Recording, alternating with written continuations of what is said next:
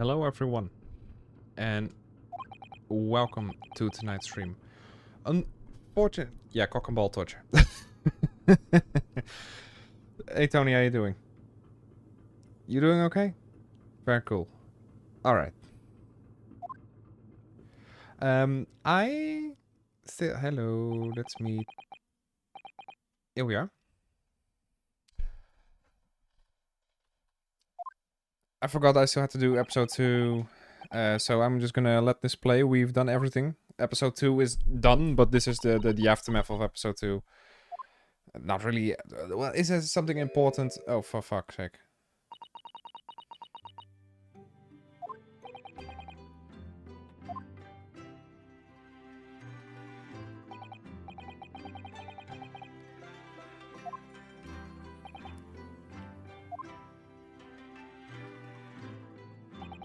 Sherlock Holmes, yes. The numbers are indisputable. Yeah, so this is basically because the old lawyer was murdered, it's our turn now to become the lawyer.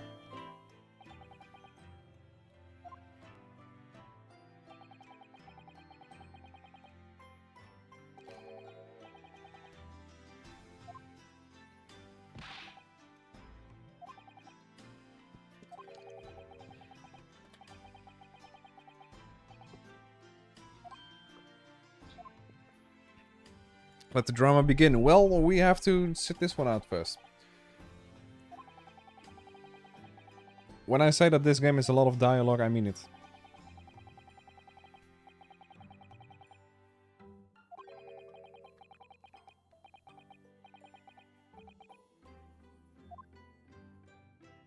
I mean, I did show resourcefulness, yes.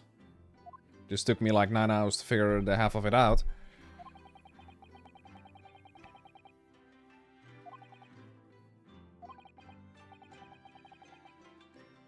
Oh, you did just make a promise. Ooh. Shouldn't have done that.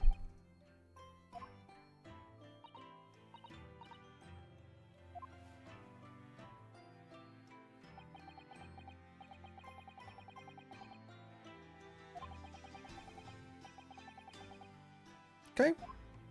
So we are allowed to go to England. And she'll be my assistant.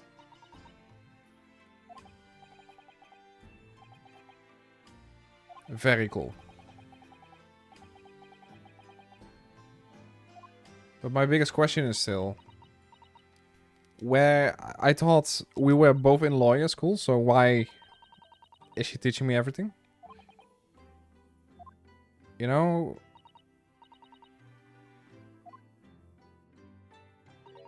I'd like you to take charge of this. Oh, great.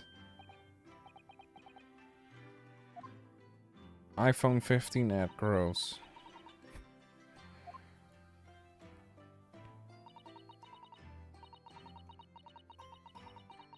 Its name is Karuma. It's a great sword that has been in the Astri clan. Okay. Well, I mean, he did die, so this katana needs a new sword, or a new swordmaster anyway. She's 16, by the way. Naruhodo, don't try it. Unless that's legal at this time in Japan. We are moving to Great Britain, so... And I don't know the legal age of Great Britain either, so... Yeah. You know... We shall fill every spare moment with study. Yes. Oh yeah, right. We would be arriving in Great Britain in 3 weeks or something, so I have to learn literally everything in 3 weeks.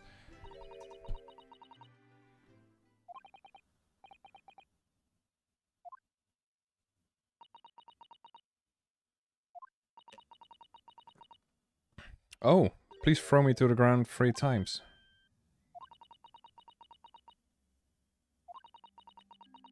Oh, I never had a woman ask me that, you know, and throw me to the ground 3 times as well, back to back.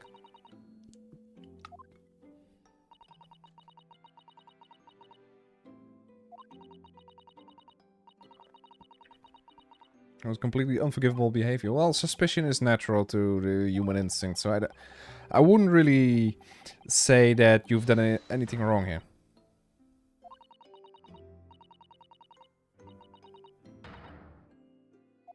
Oh yeah, you did throw me 5 times. Yeah, that number keeps creeping. Yes, true. Just take a hold of me and throw it, do it, don't even think about it.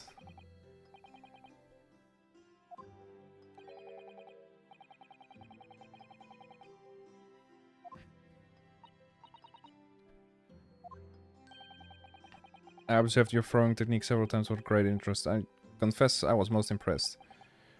He was watching. He was either hanging from the ceiling on top of the closet.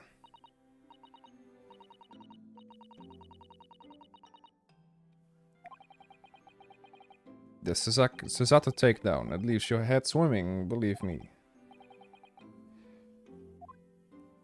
What does beguiling even mean? I love this animation. The way he just...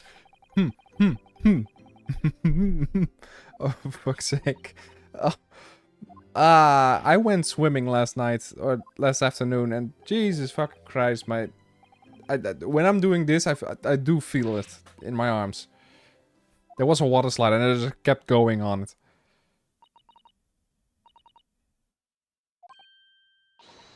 Oh, that's number 6.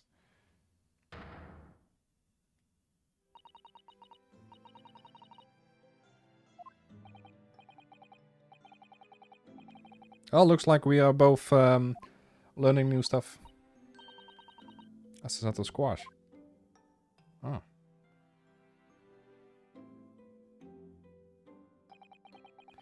In my groggy state of consciousness, a scene from an evening recently spent with Kazuma flickered into my mind.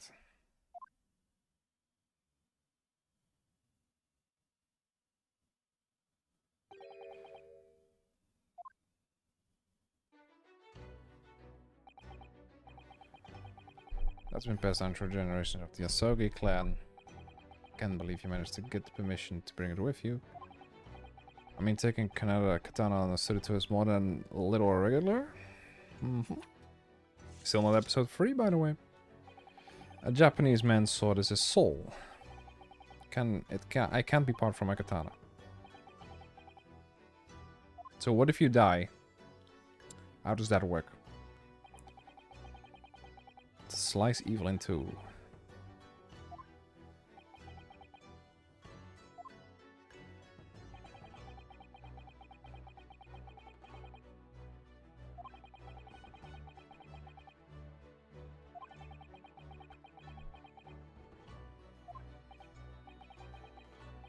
What do you want to see through with me, Ryu?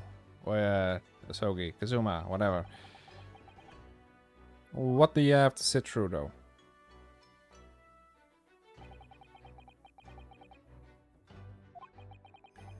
Still don't know what that was. No, will we ever find out, though?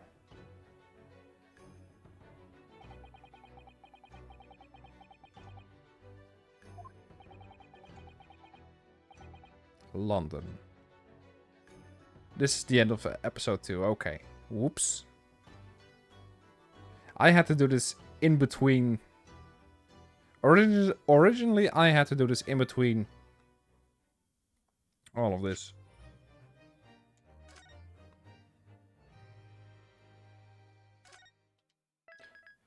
I had to do the rest of the episodes in between these streams, but that didn't really happen. Completely forgot about it, so here we are, I guess. The Adventure of the Runaway Room is where we are now. Okay.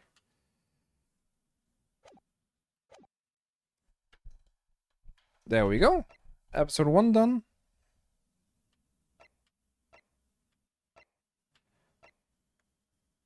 Adventure of the Clouded Kokoro, The Adventure of the Unspeakable Story. Now we are going to go to The Adventure of the Runaway Room.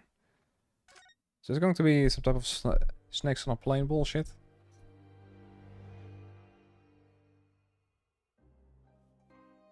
I don't have too long tonight, by the way, so... Glancing over my records of the late last century, I am faced by the events of a certain bitter winter.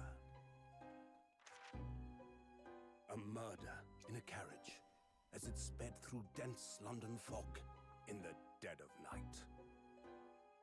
Though the victim and the perpetrator were the only ones inside, there were multiple witnesses to the crime itself. None could have imagined at the time that such a seemingly obvious case as this would end in such a horrendous manner. My friend, Mr. Herlock Sholmes, once said of the incident, I believe that perhaps that case was indeed the prelude. The beginning of a long concerto that impressive Japanese student and I were to play together. Oh, so we are continuing with the Herlock Sholmes friend then?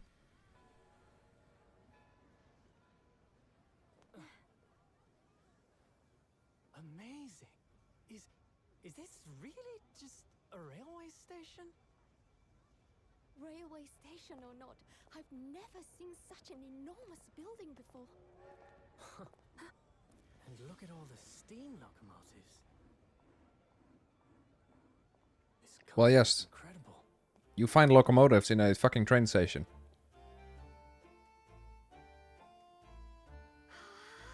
Can't tell whether this is part of an anime or not, to be honest. This looks like an actual anime. I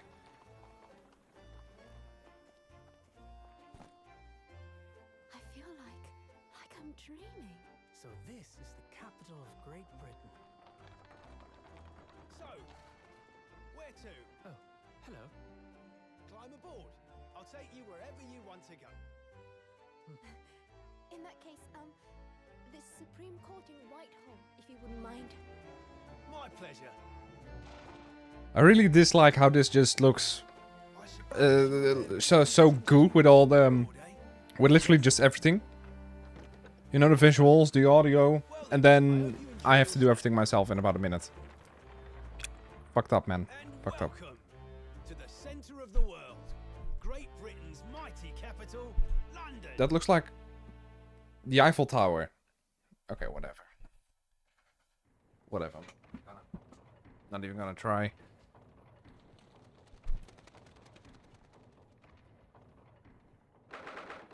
'18th of February, 9:21 a.m. British Supreme Court's Lord Chief Justice's office.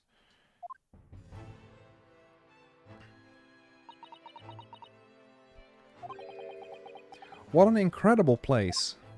Here we go, the drama begins. It's so imposing, it's almost suffocating. This place is breathtaking. It looks like a fortress. There are some stone buildings like this in Japan now, of course, but they've only been built in the few short decades since we opened our borders to the outside world. An authentic example like this has quite a different impact, wouldn't you agree? A far cry from the wood and paper most of our buildings are constructed from. It's certainly unfamiliar. And I think there's more to the difference than just construction materials. What is this place again? This is the Lord Chief Justice's office, Naruhodo, in the Supreme Court of Great Britain. The Lord Chief Justice. We had instructions to report it at this time. If circumstances were different, we were supposed to let the Lord Chief Justice know that we had arrived from Japan. But Kazuma can't. No. So instead we are in a different capacity. As envoys to report the news of Kazuma-sama's death. Yeah. And having delivered his or her message and as an envoy's duty is done. So we'd have to return to Japan. If you want to remain here in Great Britain, I have to take Kazuma's place as the law student selected for the study tour. Yes, which means you need the requisite qualifications as a lawyer. Which is what I've been studying for. Here in Great Britain, it is the Lord Chief Justice who appoints lawyers. So that's the second reason why we're here, to have you officially recognized as a lawyer. It's the only way that we'll be able to remain here in London.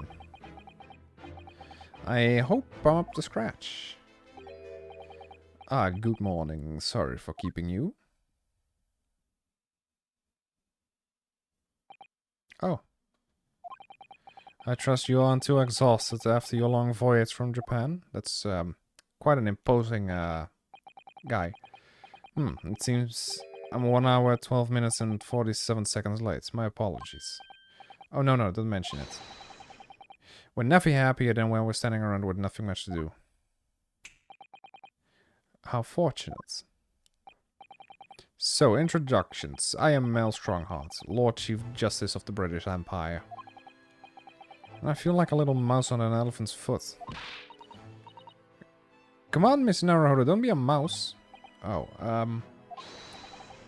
It's an honor to meet you, Lord Chief Justice Strongheart. Lord Chief Justice, Jesus fucking Christ, man. I'm Ryu, from the Empire of Japan. Well, Mr. Naruhodo. Welcome to London, the capital city of our glorious British Empire. Yes, thank you.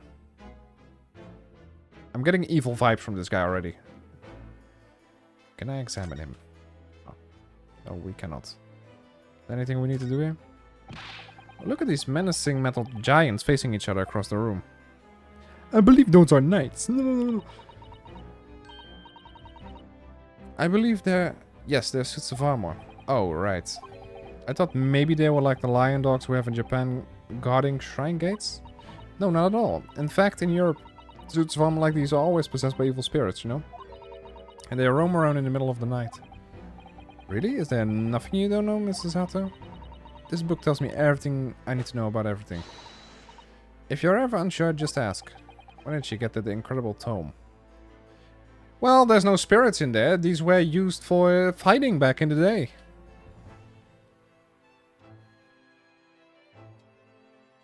We gonna speak about the candle? Oh, the books, okay. Just look at all the naughty books packed together on these shelves. They go from floor to ceiling. Well, not entirely. Not entirely at all. And they're all books that you couldn't hope to come by in Japan. It's like a dream. Yeah, a very bad dream. They're not all about British law either. There are books about the judicial system of other Western nations. France, Germany, Spain, Holland. Hey, it's the Netherlands, you bint! What about Russia? Why do you ask?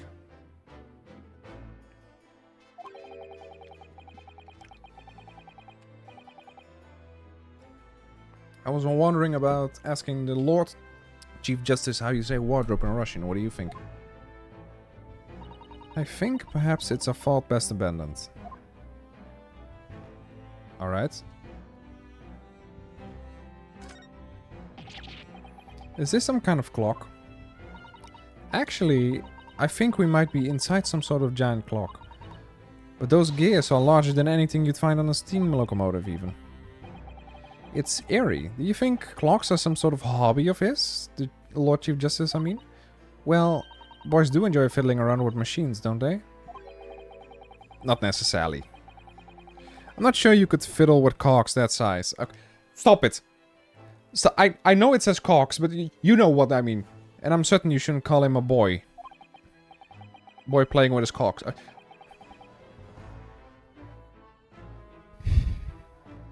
Stop this. Game, stop this all at once, please. Still, it's amazing how little noise the cocks make, considering how large they are. Stop this game. Immediately. Stop with these. No, don't. There's actually something quite soothing about their precise rhythm. He's talking about the large cocks. Please stop this. Anything else here except for the throne? This must be Lord Chief Justice's desk. I believe it's made of marble. It looks more like an over-the-top tombstone that's toppled over to me. I think that's your fanciful imagination at work again, Mr. Naruhodo. It feels like everything that's normally made of wood and paper at home is made of bricks and stone here. Well, yes. Paper isn't as good for a house as stone is, or as cement, or anything else aside from just paper, wood, or whatever. I know, that's why this place feels so overbearing, I'm sure. Anything here? Nope, doesn't seem to be anything. Anything there?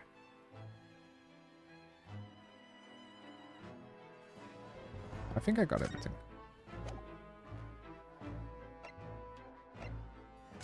Oh no, I got everything. Let's converse with this guy. London. So, what are your impressions of our capital so far? How do you like London? Well... I've been so nervous ever since I got here that I can't remember a single thing about the city. It's simply splendid, isn't it, Master Naruto? Oh? We had a wonderful view of some London streets from the carriage on the way here from the station. Everything is so impressive and grand. I must say I'm almost lost for words. Go heavy lurk mode. Okay, Tony. I'm glad you heard the thing about the large cocks. I'm glad to hear you like it. The city boasts tramways, piped water and gas, even cables supplying electricity. We spearhead every revolutionary technology in the world. Every visitor to London is astounded. Oh yes, astounded is the word. Thanks for saving me there, Susato. And everyone seems so jolly and full of vigor. Yes. There's much excitement about the upcoming great exhibition we will be hosting here in London. Great exhibition. Cultural and technological achievements from around the globe are to be exhibited here in our great city. It will be the greatest spectacle of its kind in history, and will make Paris' World Fair look like a toy shop. Gosh, I can hardly imagine how magnificent it's going to be. Great Britain's capital city is nothing but magnificent. London is the center of the modern world. Even if you do say so yourself. The sun will never set on our great empire. Perhaps it is fate that in these progressive times we welcome visitors from the land of the rising sun. Law students. Lord Chief Justice, I think you were expecting a student of law for this study tour, weren't you? Absolutely. I'm Mr. Kazuma Sogi, if my memory serves correctly. That's right.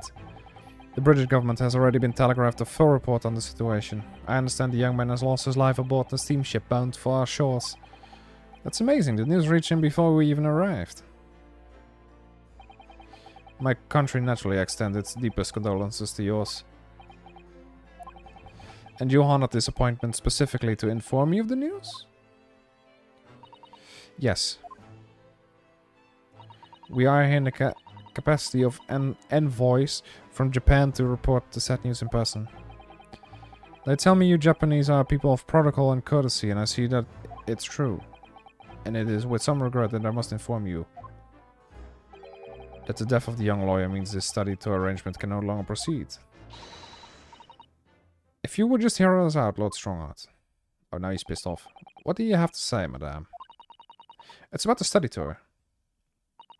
Mr. Naruhodo would like to make a proposal. Would he now? Well... The moment of truth.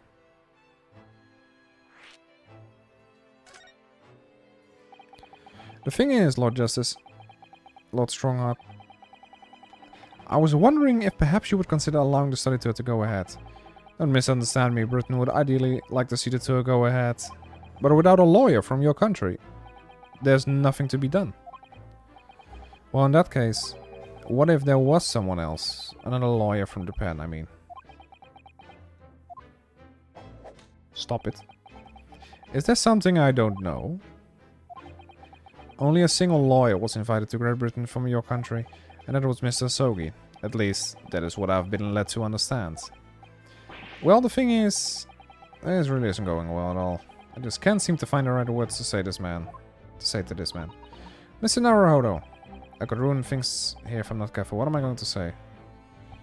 If there is someone else here from Japan who could be described as a lawyer, it's...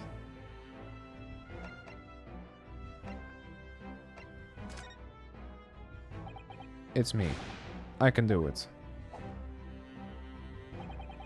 Is that so? I mean, I don't actually have any qualifications as such, but... No qualifications, you say, and yet you still claim to be a lawyer.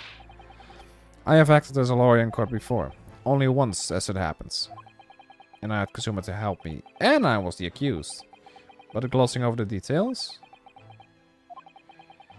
I've been spending every spare moment on the journey here to Great Britain studying. I've learned all about the British law and the court proceedings while I was aboard the SS Buria. The voyage from Japan is some 50 days, I believe, not what you might call full education. To become a qualified lawyer here in Britain, not only do you need a university degree in law, you must also complete several years of training.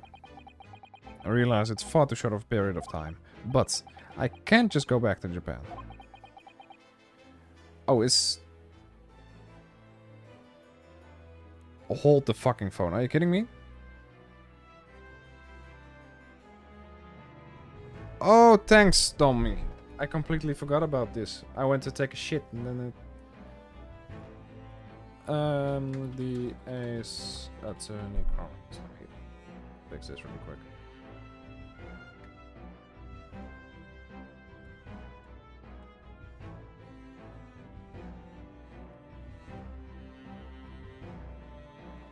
Let me fix this. The Ace Attorney Chronicles. Title's still the same too. Yeah, I know. I understand. So I opened everything, took a shit, forgot about this at all times. So, oopsie poopsie.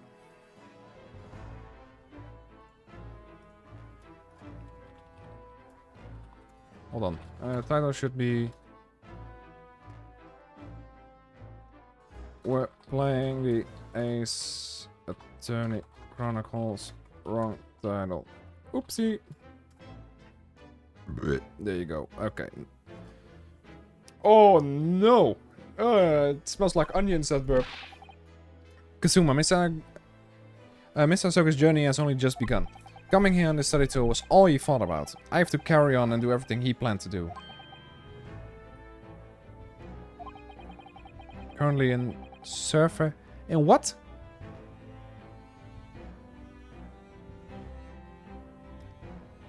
I know it must sound like I have an overly inflated opinion of myself, but I would do anything to prove that I have what it takes. Any test you care to set me. Just one chance, that's all I'm asking for. 31 seconds. Sorry? Your opening statement there, Mr. Naruto, it was 31 seconds long. Not too brief, not too protected, a perfectly judged appeal, I would say. Which is a skill that would stand you good in good stead as a lawyer. Oh, thanks. So you're willing to put those words to trial, are you? Well, I'm all for entertainment. But let me ask you one thing first, sir. Yes? What are you doing in Surfer? What the fuck does it even mean? What is a Surfer? You say you intend to do everything Mr. Sogi plans to do. Are you firmly set on that path? Well, yes, that's my intention. I see. Am I imagining things? Or did the express... Or did this expression just alter a fraction there for all of a sudden? Very well. You have your wish. I'll give you a chance. A test to become a specially certified lawyer. Whether you pass or fail is entirely down to you. Let go. So, what form will the test take exactly? Tell me, what do you consider the role of a lawyer to be? Well, defending people, of course. Well said. So, let's have you defend someone. Huh?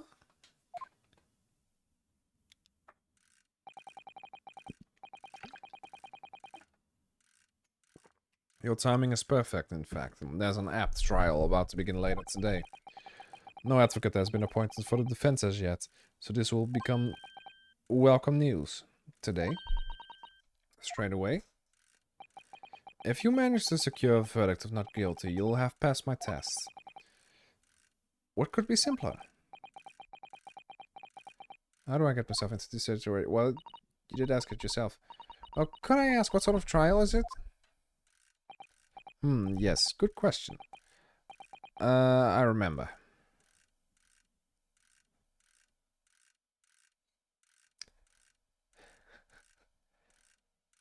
Are you fucking kidding me, Harry? Or Jan, sorry. Hold on, wrong one. Hello, Jan. Welcome to another one of these. Thanks, Jan. Fucking hell. He just comes and he dips again. They've given 37 Wait, how many subs did you do this time? Did you do it 10 times? Are you fucking kidding me?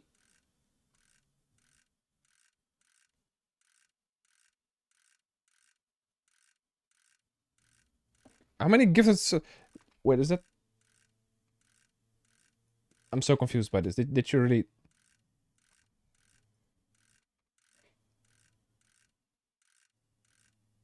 Oh no, you gifted 1. Okay, gotcha. What does it say times 10 then?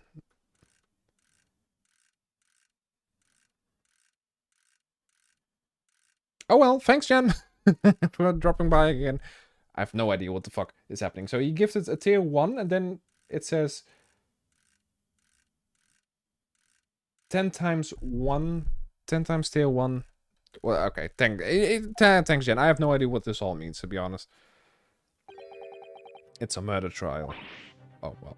A murder? Oh no, never done that before. An extremely simple case, I understand. You really can't lose. That's easy to say, but I should mention, just in case, if the defendant is found guilty, he will, of course, be sentenced to capital punishment. Yes, capital punishment, that's what capital punishment means, put to death. In Great Britain, murderers are sent to the gallows without exception. Presumably you read that much in your short sea-based introduction to British law? We can't possibly agree to such a test. We should be toying with a man. We would be toying with a man's life. Yes, that's indeed what we would be doing. I'm the Lord Chief Justice, and I've decided it's acceptable. But... well, yes, you can actually. In that time you could. There's no need to overcomplicate this. All you have to do is ensure that you don't lose. I didn't lose, I merely failed to win. So the defendant may live or die depending on how well I perform in court. If I lose, he'll be hanged. Mr. Naruhodo, you've come to me claiming to be a lawyer. If you want me to take you seriously, you need to prove that you're willing to do a lawyer's job. And you say you intend to see through the will of your compatriots, Mr. Sogi. I would like to understand just how far you're willing to go in order to make that happen. He's testing my resolve. What's the matter? You've fallen silent. I'm sorry, but time is pressing. The trial begins shortly. I need an answer from you now. What's it to be? Do I agree to this absurd test? Yeah, we're just gonna have to. Alright then, if I have to give you a decision now, my answer is... 15 seconds. Your decision making needs work if you want to be a lawyer. That was too slow.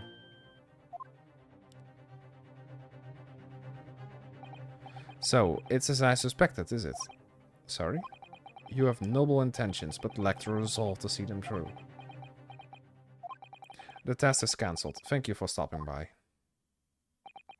Go and acquire your ticket for passage back to the east tomorrow. This conversation is over. Thank you for offering me a chance. Mr. Naruhodo, I'm sorry, Sasato, but what could I do? It's alright, I understand. Wasn't capital punishment introduced in Japan as well? I mean, our life was on the line in the first episode, and I think the exact same thing happened, so...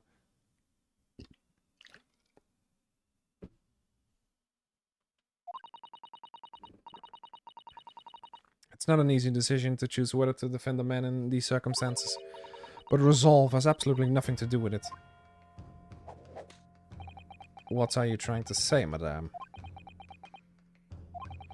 I think what Mr. Sato means is that no matter how badly I'd like to be recognized as a lawyer and stay in Great Britain, to risk another man's life by treating his one and only chance at a trial so trivially would be utterly unforgivable, and I feel the same way. I'm sure the defendant won't see this trial as a test, as some kind of experiment. A lawyer may fight for his clients in court day after day, but for each one of those clients, a particular day they stand in the dock may be the only chance they have to fight to prove their innocence. I think this is the exact answer that fucking Strongheart wants to hear. I do think that's the case. I do think that this is the exact answer that he wants to hear. No, I don't want to become a lawyer if that means I'll just be thrown into the deep end with a man's life on the line. No, I was wrong. I'm not qualified to do that job yet. I'm sorry for wasting your precious time, Lord Chief Justice. Wait, Mr. Naruhodo. Oh, was there something else? It's approximately 20 minutes by carriage to the Old Bailey from here. If you leave immediately, you should still be there in time. But I just said that. I was quite serious in what I told you. The defendant in that case has literally no one to advocate for him. What? At this point, he can't hope to find someone to represent him. The trial will begin without a defense. And if that happens, there's only one possible outcome.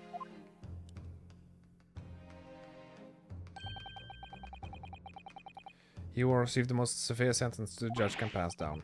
But that's awful. But that is the truth. Why does it have to be like this? Please don't expect an answer to every question. The cold hard truth of the matter is that there's only one person now with a chance to save this man from a very miserable end. So, if we don't do this, he's dead anyway, which basically kind of complicates things for us. I mean, if we do it, we will be responsible for his life on the line, but if we don't do it, he still dies anyway, so... really his only hope. As it would seem. So, what do you say now, madam? What do you mean? You said it wasn't an easy decision to choose whether to defend a man in these circumstances. And I'm inclined to agree, but in my estimation it is pure and simply a matter of resolve. Our time is up here. I have a meeting to attend. I must leave in 2 minutes and 16 seconds. So, venture into our great city and enjoy yourselves.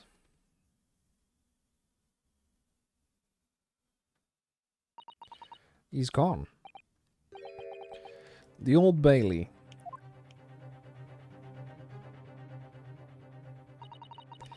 If we're going to do this, Mr. Naruto, we must leave at once.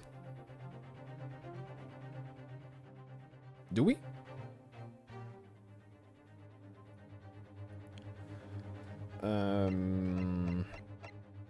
Can we examine anything else?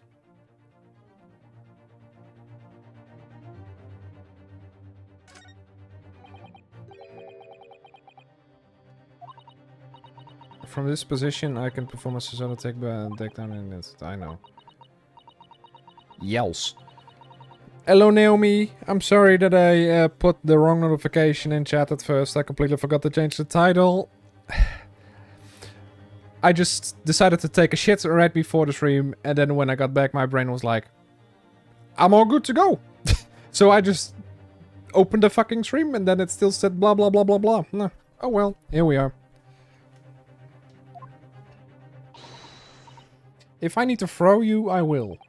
You know, you could just say, I think we should hurry to the courtroom. If you need to ask me anything, it had better wait until we are at the Old Bailey. Okay, fine. Fine. Move. The Old Bailey. Oh, by the way, Naomi, we need to prove ourselves now. Where my shoutout? Oh, yeah. Hold on. I'm gonna do this in the light.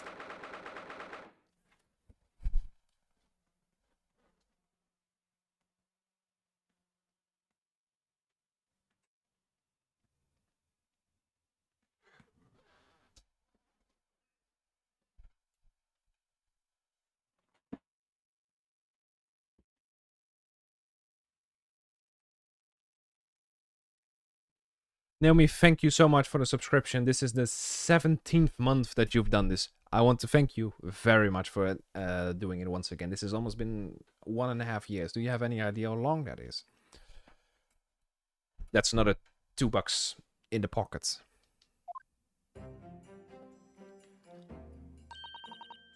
Oh, thank goodness, we're in time. There's still 15 minutes left until the trial begins.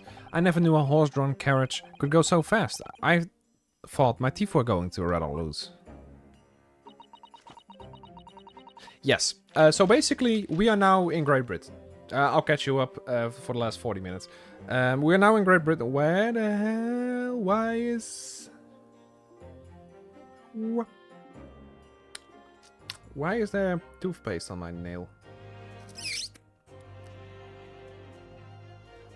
Yeah, we are now in Great Britain. Our friend died, and he was supposed to go to Great Britain for a study tour as a lawyer, but he died, so we are taking his place, but we are now being put to the test by the Chief Justice, Mr. Strongheart. And we need to make sure that in this murder trial, the defendant is proven not guilty, and if he is proven guilty, then he is going to be punished with capital punishment. But we were on the boat to England already, right? Yes, that was the second part. We are now in episode 3, which means that we are in England now. And because we need to... so who died now? That's what we're going to look at, because I haven't seen anything just yet. This is gonna be... We are currently in the antechamber, waiting for our defendant, which supposedly murdered whoever. Did you hear what I said to the driver when we climbed aboard? Get us to our destination in 5 minutes, driver, and there's a guinea in it for you. It's one of my favorite lines from the Sherlock Holmes stories, and it worked quite perfectly. I'm not sure why you were so pleased. I thought we were going to die, and we had to pay gold for the privilege. Well, at least we arrived here before the trial started. Yeah, I suppose there's that. Anyway, I don't understand it. The court clerk said the defendant should be here, but there's no sign of him at all.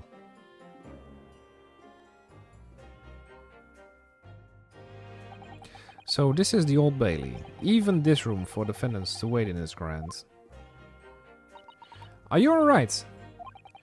I'm feeling tense, that's all. This place gives me the same sense of foreboding that I remember from the Supreme Court in Japan. An oppressive air, almost as if the building itself is going to crush whoever's about to be sentenced. It feels like only yesterday that I was the one about to be crushed. Yes, whoever the man you're to defend this, I imagine he's feeling very alone at this moment. Top of the morning to you, ma'am. Sir. It's Willy Wonka! Willy Wonka! What are you guys doing following me here? Things are fair desperate, are they? Sorry? Would you look at those expressionless faces? From the east, yes. We're from Japan, yeah. Ah, Japan is it? Right. Say no more. So, how much do you need? No, we're just here because... No need to explain, fella. I've been there myself, so I have. No place to go, nothing to eat, barely a penny to your name, and all well and strange, far away land. Well, actually, we haven't found a place to stay yet.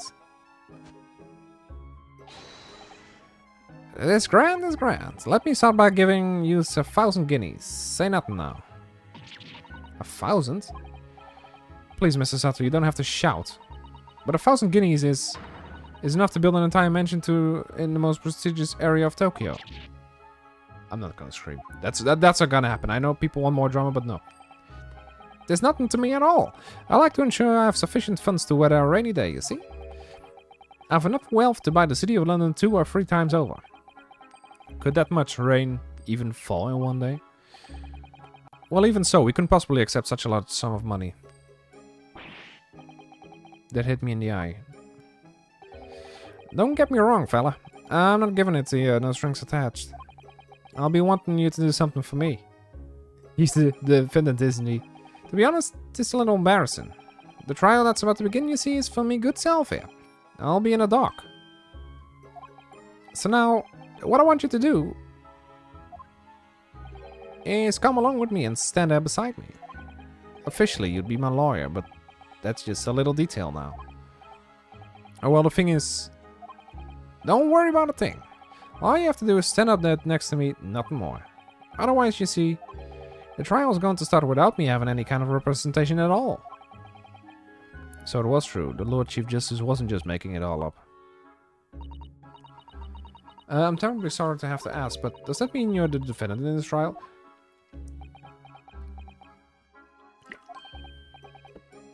Bluster and blazes, do you not know who I am? Me, one of London's biggest names? No, sorry, we've only just arrived in the city, you see. I see. I suppose it isn't altogether impossible. Well, just next to Hyde Park, there's the center of London. This is another beautiful park. Sorry, a park, what? It is called McGilded Park, full of blossoming flowers in the spring and singing birds and whatnot. I donated it to the city. So I did. An entire park in central London. A city of smiles, that's my vision for London. There's nothing Magnus McGilded wouldn't do for the city and its square old people. That's amazing, I mean really extraordinary. But now they've the gall to say I'm a good-for-nothing criminal. Me, Magnus McGilded. What is the matter with the London police, I ask you? Alright, don't pass out. Perhaps now would be a good time to introduce ourselves while the gentleman catches his breath. So the Supreme Court Justice basically wants us to defend this guy from being proven guilty. Otherwise, he just immediately dies. And the thing is, he has to be proven innocent. If we were to get our lawyer license here in the UK, because we don't have a lawyer license. So we are going to figure out who's dead in a few. And I don't know how this is gonna go. I have never played this game before, that's why I'm playing it. Otherwise I wouldn't be playing this game half of the time. Unless it's an actual good game. Mr. McGilded, the thing is, we're actually here in London to study the British law. We're law students on a study tour from Japan. So, if you don't have a lawyer for the trial yet, and you'd be happy to put yourself in our hands, we'll do our best. What was I have to say in you, daft Egypt? I've given you 1,000 guineas to stand up there next to me, haven't I? Well, yes, but I really wasn't offering to just stand up there next to you. He looks like Willy Wonka. Honestly, though, oh, I think I see what's going on here. Sorry? I know what you're thinking. There's chance of a fella claims to have more money than the Queen. But if that's true, why the blazes can he hire as finest lawyer in all of England? Because he did it, that's the only explanation. Well? Well, exactly. Yes, exactly. What now?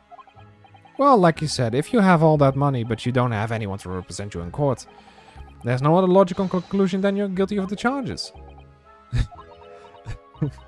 I'm sorry, I just had to do that.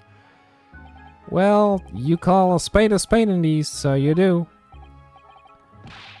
I'm sorry, I didn't mean any offense. I still can't express myself very well in English, you see. And I'm never sure what's acceptable to say and what isn't, so... Is that so? Because you sound fluent enough when you're telling me what a blackguard I must be. I'm terribly sorry. Some things I'm not gonna do, okay? You have to give me more money. I need to be paid more for this shit. I can't say that I'll blame you for thinking it, fella. It is a little strange, to be honest. Honestly. Honestly, though. Am I wrong? Am I wrong here? If we were to just go... Willy Wumpa-cheeks.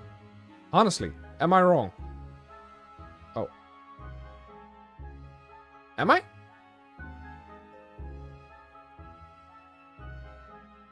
Am I?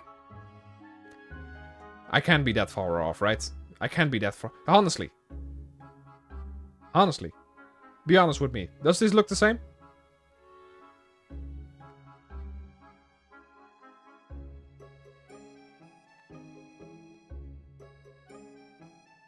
It is a little strange, to be honest. Why don't you have a lawyer, I mean? That would be the fault of the Reaper. Sorry, did you just say Reaper? Aye, the Grim Reaper of the Bailey. Lord Baroque von Zix is the prosecutor. The prosecutor is the Grim Reaper? When Van Zix stands for the prosecution, they call the accused his sacrificial lambs. And to this day, in every single trial on which he has been the prosecutor, the accused has been damned. Oh, so nobody's up to the task because they don't even want to try. So it reached a desperate situation where there's no one willing to stand in defense against the fella at all. You could say he's a living legend of the Old Bailey. Goodness, Lord Barak von Zeeks. He must be an exceptionally talented prosecutor then.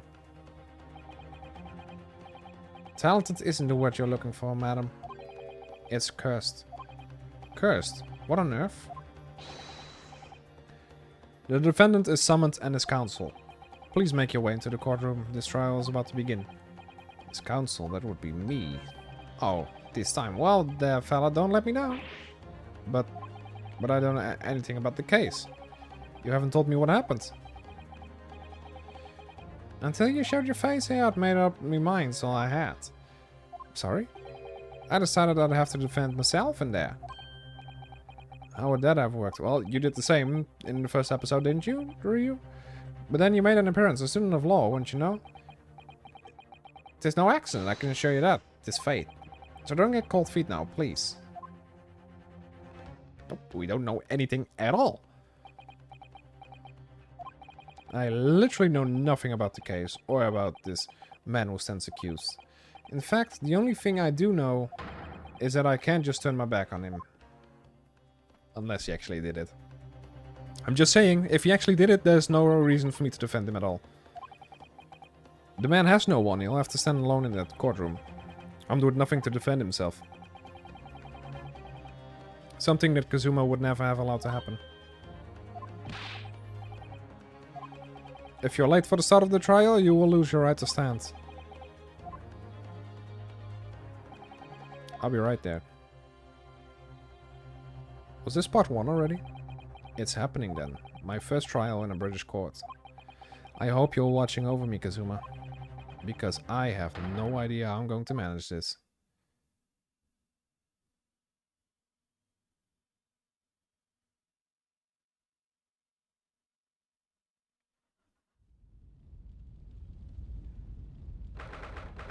Here we are. 10 AM, the Old Bailey courtroom.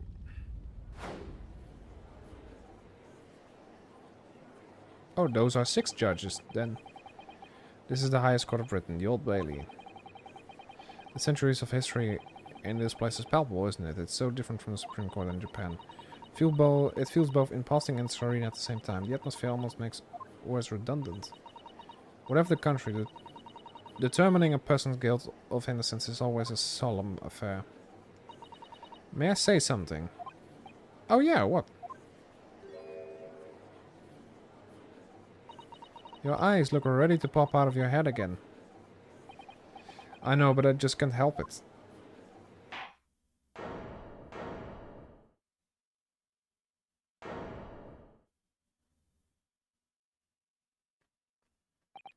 In the name of Her Majesty the Queen, I hereby declare this court to be in session. We are here today to determine the guilt or innocence of Mr. Magnus McGildet. I now call upon the counsels for the prosecution and defense to declare their willingness to proceed. The prosecution is fully prepared. And that must be the Reaper of the Bailey. He really does look fully prepared to dispatch his next poor victim to the underworld. Yeah, something like that. Counsel for the defense, you appear to be Eastern. Do you speak English? Huh? Oh yeah, of course. Sorry. But he asked if the defense was ready. And I couldn't be further from ready if I tried. Those eyes please me. Nipponese. They shroud your fear, your doubt, your trepidation. They run wild, clinging to some phantom notion of courage. The quintessential look of a sacrificial lamb. A cold shiver just ran down my spine, all the way to the tips of my toes. Now, Mr. McGillet. Yes, my lord? You stand accused of murder, a capital offense. You could be sent to the gallows if found guilty. Are you quite sure you wish to entrust your defense to this foreigner? As I've always said, my lord, it's a grand thing to give opportunities to the young. Even if the fella's a student from some little island off in the Far East. Is it not the spiritual way to ignore the dangers to yourself and give those less fortunate a fair chance? I'd like to think that acts of chivalry do the great British Empire proud. What a fine gentleman, London. Did you hear he donated £5,000 to the government the other day? Yeah, £5,000 was a lot more back in the day. It seems as though everyone in the public gallery is firmly behind Mr. McGill. That's definitely welcome news, and he certainly has a way with words. I'm surprised he couldn't convince anyone to defend him. Okay, so he's the prosecutor, and my best guess is that the 6 people in front of him are the jury, then. Now, ladies and gentlemen of the jury, I'm sure I need hardly remind you that you 6 members of the public have been selected for your impartiality. Are you ready to proceed? Yes, my lords. If the task is to send robbers to the gallows where they belong, I'm more than ready. At the manor, his lordship always says we should dispose of rubbish promptly. Naturally, I agree. Ha! Any criminals here will be soon wishing they never set eyes on me.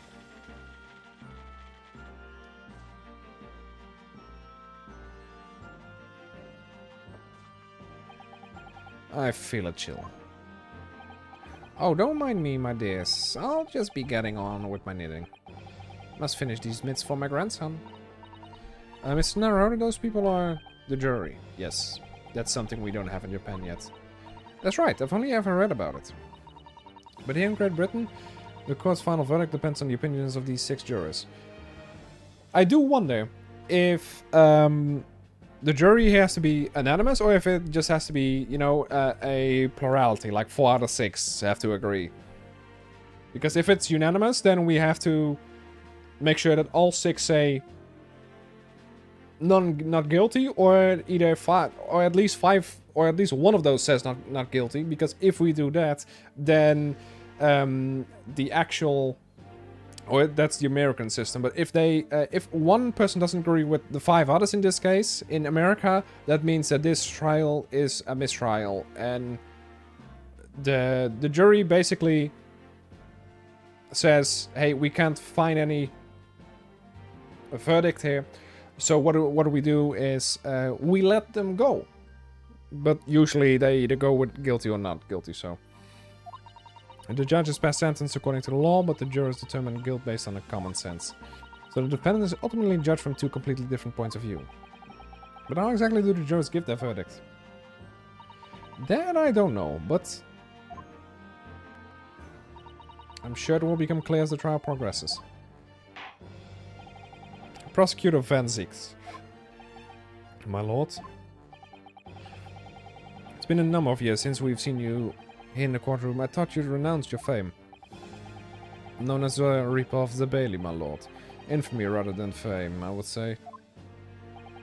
But yes, 5 years have passed since I last spread my wings in this capacity. So what brings you back? Is there some change of circumstance of which the court should be aware?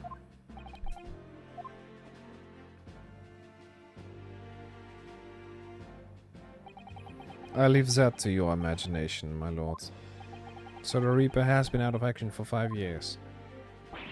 Why do you have to choose today of all days to make a comeback? Don't lose heart. As you wish, sir. The court nevertheless welcomes your return. Now then, opening statements, I think. A summary of the case, if you please. Certainly, my lord. As your lordship is aware, this is the case of overwhelming simplicity. We must be the only ones here who aren't aware. The incident took place in the late evening, 3 days after past. The hour was some minutes after 10. The victim was a maker of building bricks known in the community as Thrice-Fired Mason. Sorry, Thrice? He was a very accomplished craftsman. The bricks he fired were said to be almost indestructible. I think he died. The victim's corpse was discovered in an omnibus in the service of, on the streets of London at the time. A dagger that has been thrust into the victim's abdomen is believed to be the ultimate cause of death. Here's the autopsy report from the investigating medical officer at Scotland Yard. Thank you, Counsel. I shall accept that and the photograph as evidence. It gives the cause of death as internal hemorrhaging as a result of a single stab wound. Santa is the judge. Oh, is it? Yeah, in a sense, no. I see it too now. A photograph of the victim taken on the omnibus. What is an omnibus? Let me figure that out first before I do anything else. I've heard of the word, I just don't use it. Omnibus is een voertuig voor lokaal openbaar vervoer. Hij rijdt op gewoon wegdek, dus niet op rails. Wordt in het geval van een paardenomnibus ofwel paardenbus voortgetrokken door 2 of 3 paarden. In het geval van een motoromnibus aangedreven door een motor. Oké, so a small bus. Gotcha.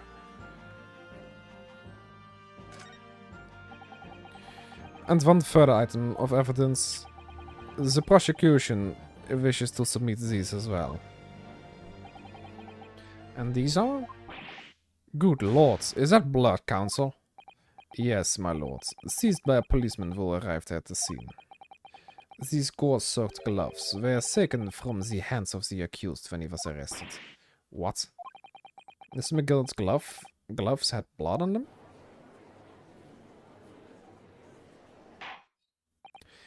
Yes, I will accept these as evidence as well. Okay. How did I get into this? I'm backed into a corner before I even started. Well, you've had that before. I mean, you were supposed to be sentenced to death 2 episodes ago, so... Continuing. According to the driver of the omnibus, there were only 2 other passengers traveling inside this vehicle at the time. Only 2.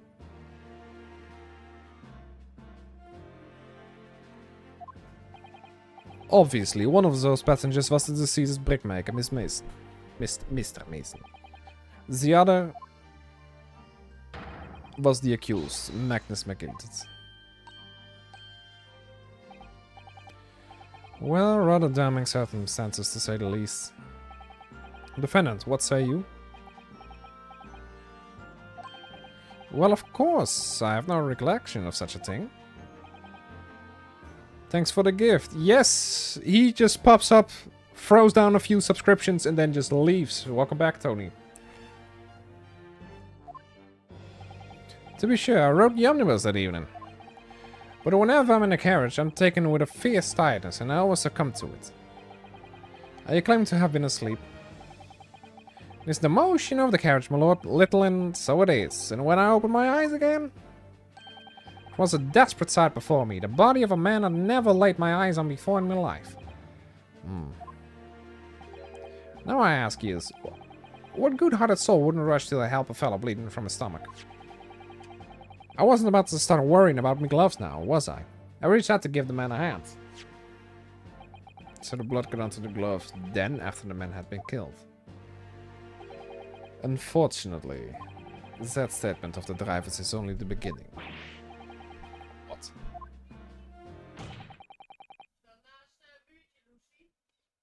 There were multiple witnesses.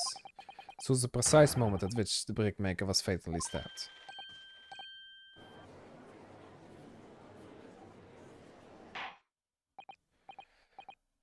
Order. I'm not gonna scream. Honestly, I know you can. I know, Tony, you want more drama, but if I'm gonna scream, I will have no voice left at all tomorrow, and I need that voice because I'm going to be buying a Pokemon collection tomorrow. Shut the fuck up. When the killing took place, only the victim and the accused were inside the carriage. All right, Harley, got to get going. I hope you have a good rest of your stream. Bye bye. Bye bye, Tony. Oh, we'll talk later. And there were witnesses to the crime. This is not just a case of compelling evidence. It's the nail in the coffin for the accused.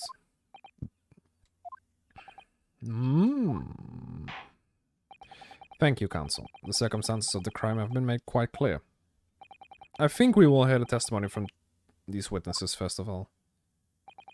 Your wish is my command. Bailiff, bring the witnesses in at once. Oh god, there's 3 of them. Witnesses, your names and occupations. My name is, well, everyone calls me Beppo. I drive an omnibus in the East End. Okay, so this is the driver. Bruce Fairplay. I'm a banker in the city. My name's First. Lady First.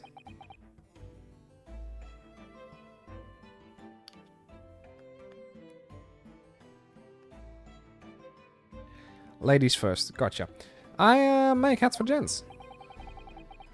Yeah, you might want to start with making a hat that doesn't fall off your fucking head, piece of shit. Let's begin by confirming the facts. 3 days ago, at a short time after 10 o'clock in the evening, all of you present in the stand were in an omnibus. In an omnibus, I don't fucking care anymore. And a witness to the aforementioned incident. Is that correct? Yes, sir. Quite right. Yes, sir. That's right, sir. Very well, then. Let's proceed to your formal testimonies, please. Each of you will tell the court precisely what you saw. Oh god, I have to do 3 of these. What the witnesses saw. It was the last bus of the evening, so I had a few customers. I remember it well. The victim and the man accused of killing him was sat next to each other inside the bus. Then out of the blue, the accused just reached over and plunged the knife right into his guts. That's right, he stabbed him. I screamed, I did. Couldn't help it. As soon as I heard the scream, I stopped my bus. And then I saw it too.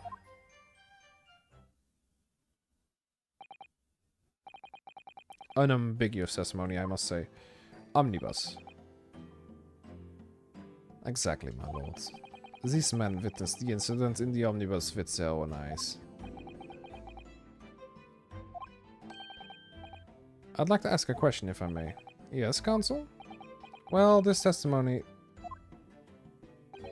makes absolutely no sense to me whatsoever. Why not?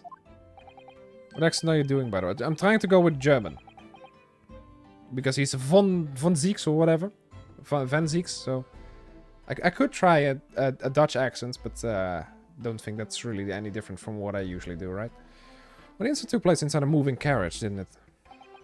As has been clear... Van Zieks, yes. As has been clearly said from the outset, yes. Fell in... Oh, fuck. Well, in that case... How could those 2 witnesses possibly have seen what happened? There's no way they could have seen the inside of the moving carriage.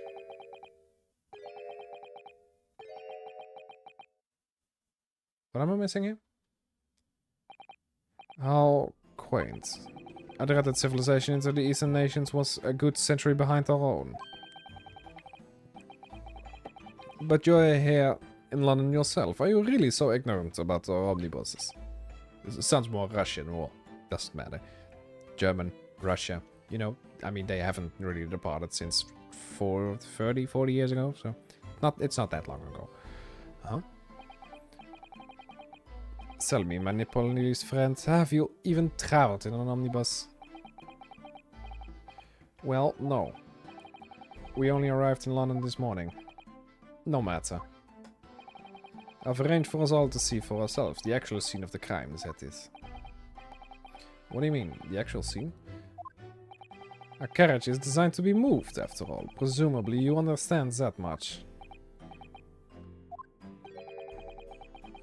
Are these people just calling Asians retarded? Is that, is this what's going on here? Is this just, hey, you're Asian? Fucking hell, you people are so behind with civilization. Get on our level, you pieces of shit. The omnibuses in which this bloody crime took place is here today, in this very building. Here? What? The entire carriage? Bailiff. Bring forth the stricken omnibus. Oh. Well, okay. That's just a fucking carriage. That's not an omnibus, that's just a carriage. The omnibus, yes. I can't believe they could bring something so enormous in here. As you can see, the omnibus is pulled by 2 horses and can carry up to 8 passengers. Wait, how does that work? Oh, 4 on top. Okay, got it. 4 passengers seated inside the enclosed cabin and another 4 on the roof. Okay, so this is basically the first flaw. Because I don't think people are gonna sit next to one another. So what I think happened is... someone in this is lying and is sitting on top of the carriage. And the other one is sitting in front of the carriage. Which means that 2 of these couldn't have even fucking seen the fucking murder happen. You know, so the driver couldn't have seen the murder happen, but he didn't say that. But one of these is lying because we just have to figure out who was on top. Because if he was on top, that means that he couldn't have seen the murder happen. Which means that he's lying. Every Londoner knows that the best views of the city's architecture and sights are to be had from the top of an omnibus. And I should point out to our foreign guests that there is a skylight in the roof, allowing a view of the interior. Okay, so there's a skylight. Okay, maybe I was proven wrong, unless, because there is still a thing here, unless he was sitting in the front here. Unless this guy was sitting in the front over here, then that means that you still can't see jack shit of what's happening down there, you know, because you have to look back. And why do you want to look back? You know, I mean, if you're sitting on top, you're taking a look at the sides. You're not taking a look at, oh, what's happening in the omnibus. Ah, skylight. Oh. The penny drops at last, I see. These two gentlemen were occupying the rooftop seats on this omnibus when the murder took place. The rooftop seats. Okay, so they were both doing it, okay. This is how they came to witness the grim incident. Through the skylight. That makes perfect sense. No, it doesn't actually, because there's a lie. Because the skylight is after one of the benches. It's behind one of the benches. Which means that it doesn't really make sense for one of these people. Well, counsel, this is a first. Normally he is behind the bench. I've never experienced the crime scene itself being brought into the courtroom. Well, I mean, if it can be moved, so... There are a number of important clues remaining inside the carriage, my lord. I would like to submit the omnibus itself as evidence. That is the prosecution's wish. Keep your wig on. Very well, I see no reason why not. This omnibus is hereby formally accepted as evidence. Cool. I can't believe it. The entire crime scene ended as evidence? Yes, Great Britain is simply extraordinary. Well, only in this case, because I mean, if the murder took place in a goddamn house, you can't take the entire goddamn house with you to the fucking courtroom. But okay, I could help myself a lot by giving an omnibus a true examination scene. Yes, let's continue with proceedings then. Your cross-examination, counsel. Pray, don't accept this Nipponese tray to understand the intricacies of a British court's cross-examination rights.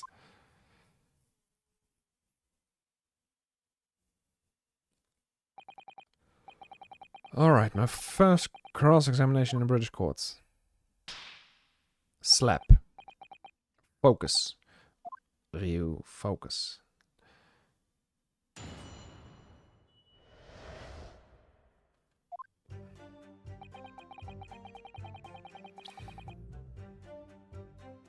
It was the last bus of the evening, so I had few customers. I remember it well. The victim and the man accused of killing him were sat next to each other inside the bus. Then out of the blue, the accused just reached over and plunged a knife into his guts. That's right, he stabbed him. I screamed. I couldn't help it. As soon as I heard the scream, I stopped my bus, and then I saw it too. Alright, so when it happened, the only two people in the enclosed cabin area were the victim and the defendant. So help me, 3 whole people witnessed the man I'm trying to defend. Well, the thing is, one of them didn't see it. Okay, so one of them didn't actually see it, because he only reacted to the scream, which is the driver. The other man, the other 2 saw it, and one of them screamed. I think the one who didn't scream lied. I don't like to be pessimistic, but we do seem to be in a rather difficult situation here. What am I supposed to think here? Is Mr. McGilda really innocent? Or could it be... Before we jump to conclusion, the first step should be to gather information. We need to understand the case better at the moment. Yes, you're absolutely right.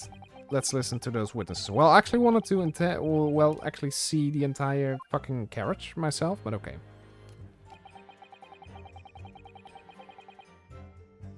Hold it! Yes, I think it was sometime after 10, wasn't it? Oh, yes, sir.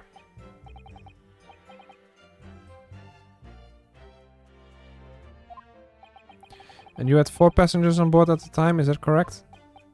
Yes, that's right.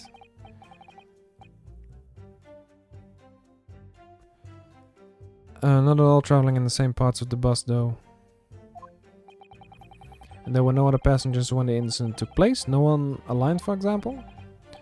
You're quite right with that, sir. No other passengers like that. No, none. Okay, so he's not lying about this. So nobody fled the scene of the crime then. I have to say, the bosses insist on it running. He does every evening. That bus. That last bus of the day. Well, yeah, of course. But I do wonder sometimes if it's altogether worthwhile. Yes, sorry to say.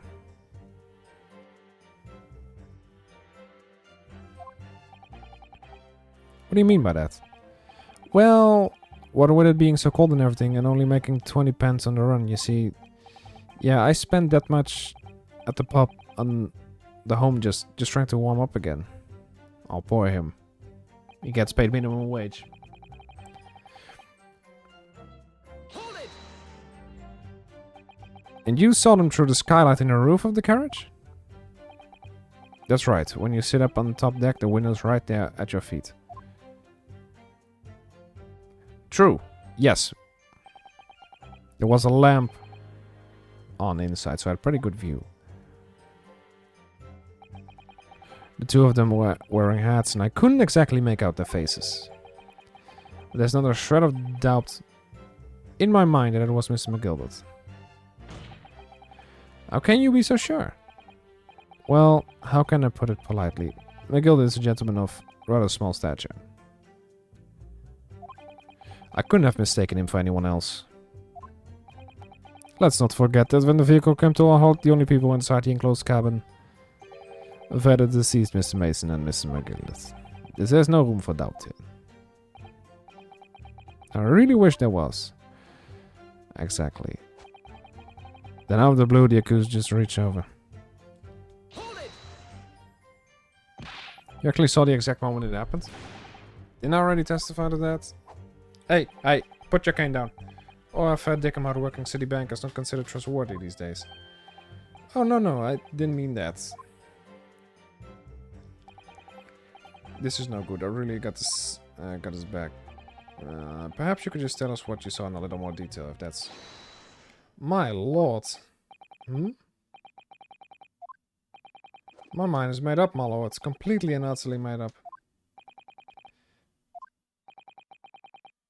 Ring-a-ding-ding evening, everyone. Hey, Frank, how you doing? I don't like the stinking rich. Never have. What? The picture I just saw looks a lot like this guy. Perhaps this is the murderer. Keep that in mind for later. And that little leprechaun of a man is no exception. How about you? Well, I actually think the food from just now wasn't really too good for my stomach.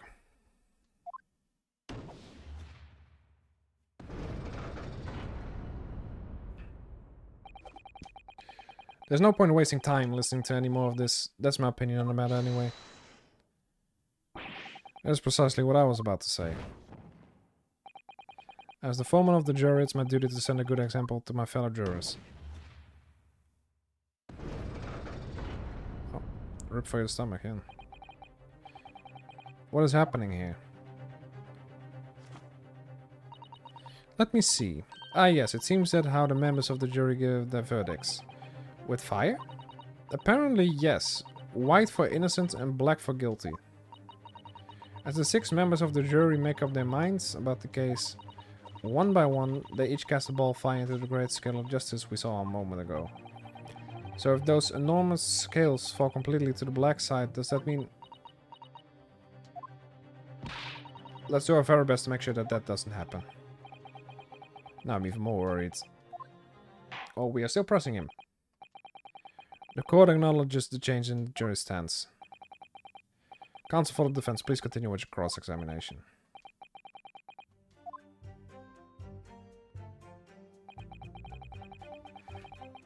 Hold it! He stabbed him, you say, and you were sitting up on the roof deck, were you? I was up on the roof seats. I remember seeing the little gent sitting next to the one that was stabbed. I've been thinking about a new hat design, you see, so I was just gazing absentmindedly around. But then I happened to look down through the skylight. It was sticking right from his belly. There was nothing happening here.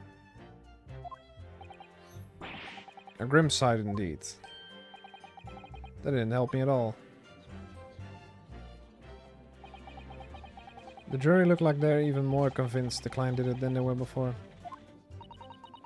That appears to have made... Oh. That appears to have made everyone even more dubious that Miss McGill is telling the truth. If only we had some evidence to counter their suspicions.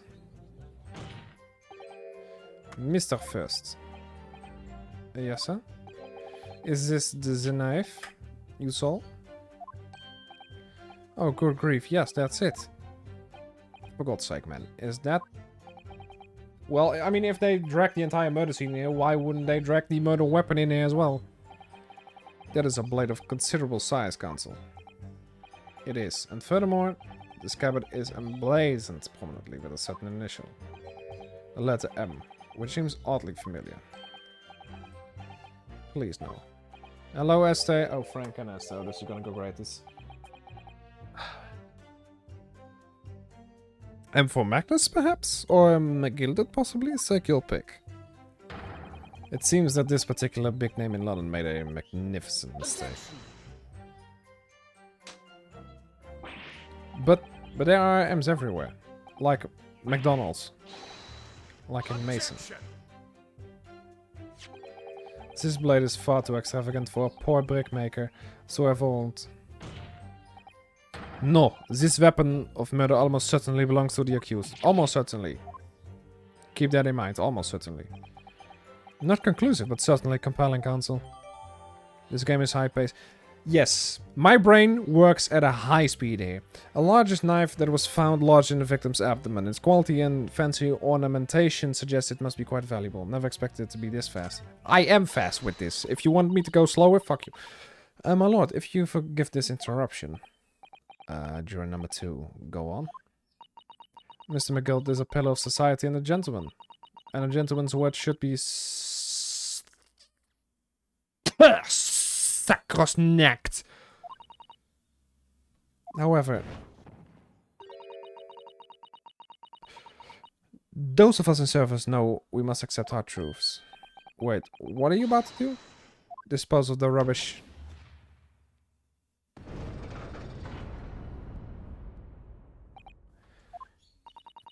I don't wish to cause offense, but I do like to eradicate all traces of filth and grime.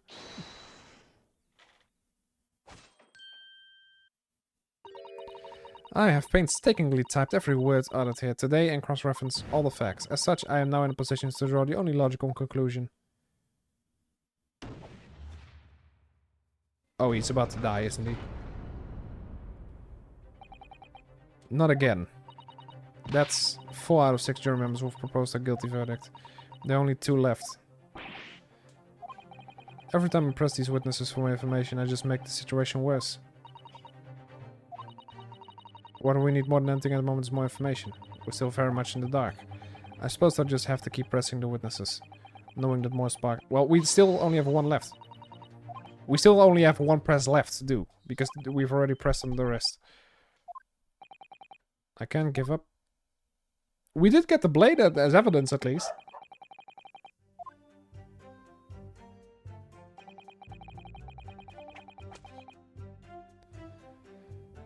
Did your client kill the guy because... Yes. Well, that's the thing. We need to defend this guy who supposedly killed somebody with a knife stabbed to the abdomen in the carriage. You could say it's a miscarriage.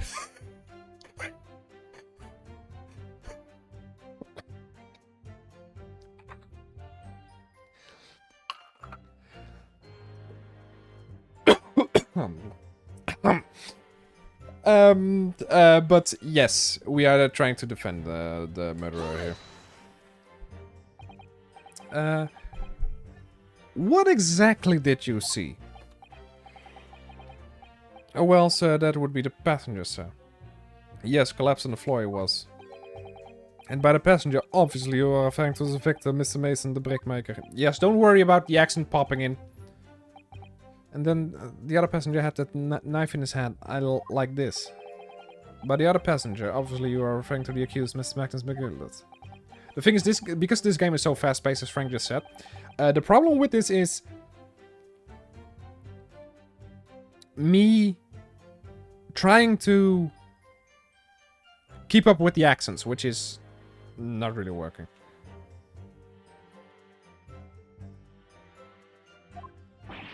What?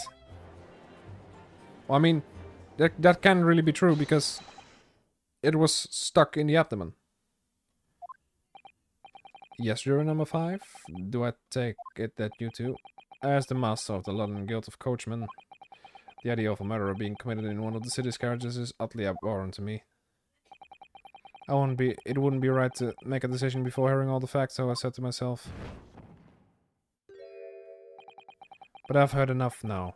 The horse has bolted, as they say. The finish is in sight.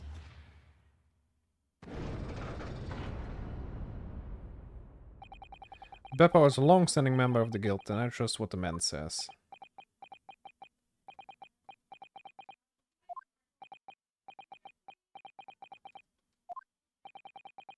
Which now means that 5 jurors agree to condemn this man.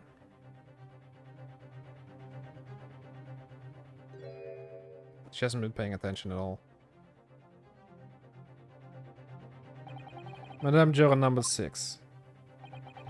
Yes, dear? What can I do for you? You have heard the testimonies of the witnesses in the stand. Oh yes, I certainly have. Still got my hearing, you know. Then, pray tell, why are you here to pronounce your leading? Well, the thing is, I'm a creature of habit.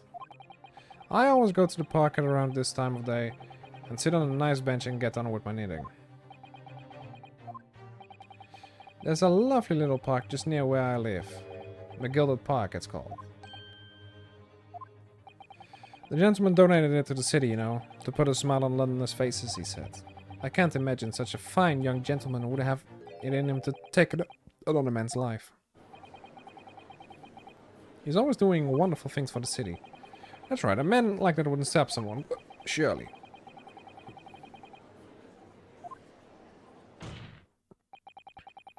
How many Londoners live with their heads in the clouds? Do your people not know?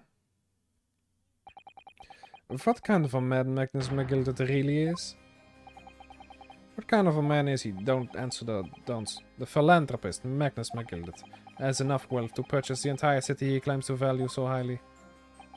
But where did all the wealth come from? Your client is a Shylock, sir, and one with the very darkest of souls. What?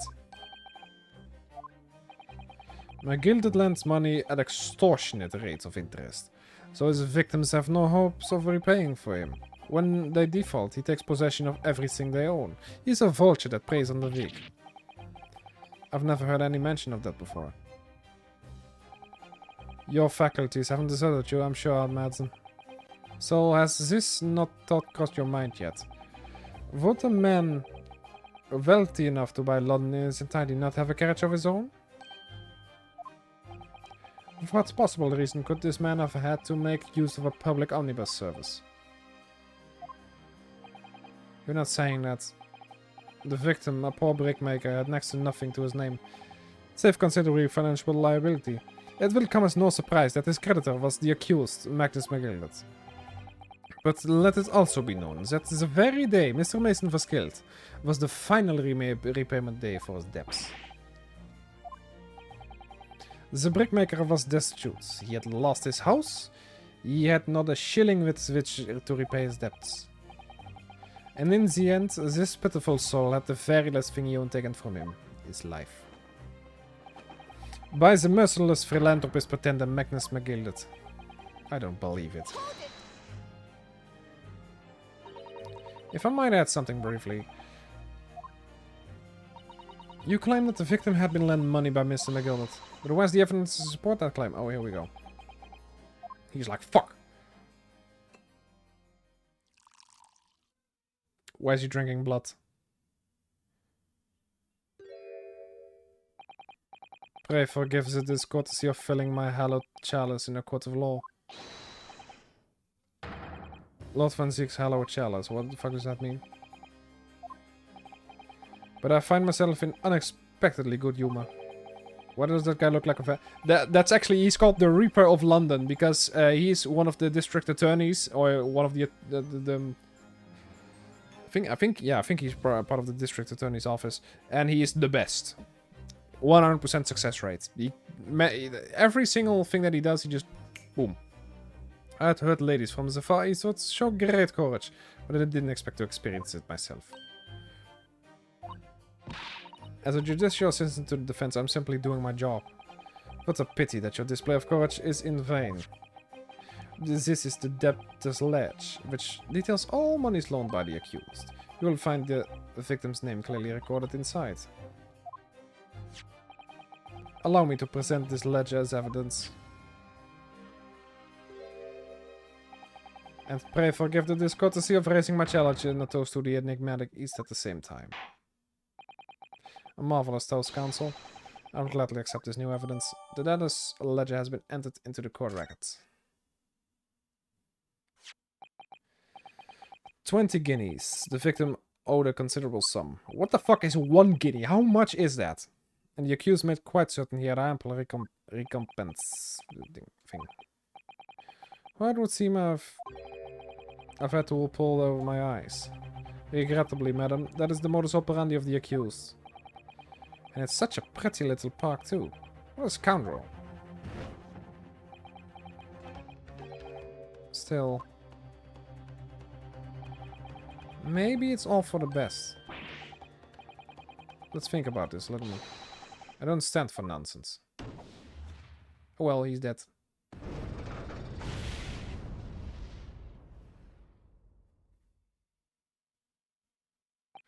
Oh, so am I. That was it. The last juror's decision. Wait, is it possible to fuck this up? Please don't tell me that it is possible to fuck this up without... According to this encyclopedia of British law, when all members of the jury have concluded that the defendant is guilty, court proceedings are suspended and the presiding judge will deliver the final verdict and sentence. That's what it says here.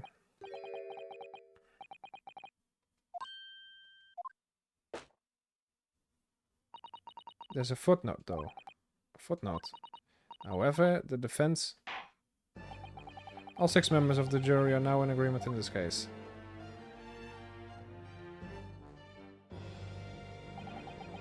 Allow me to convey my respect for your swift and righteous decision. According to the laws of this country, I will now conclude the trial by delivering my final verdict. I trust there are no objections? No. Let Sasato speak.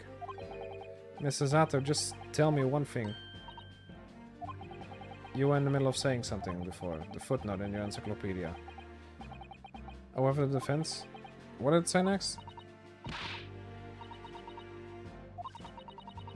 When all members of the jury have concluded that the defendant is guilty, court proceedings are suspended and the presiding judges will deliver the final verdict and sentence. Then the footnote says, however, the defense has the right to demand a summation examination of the jurors at this point. A what?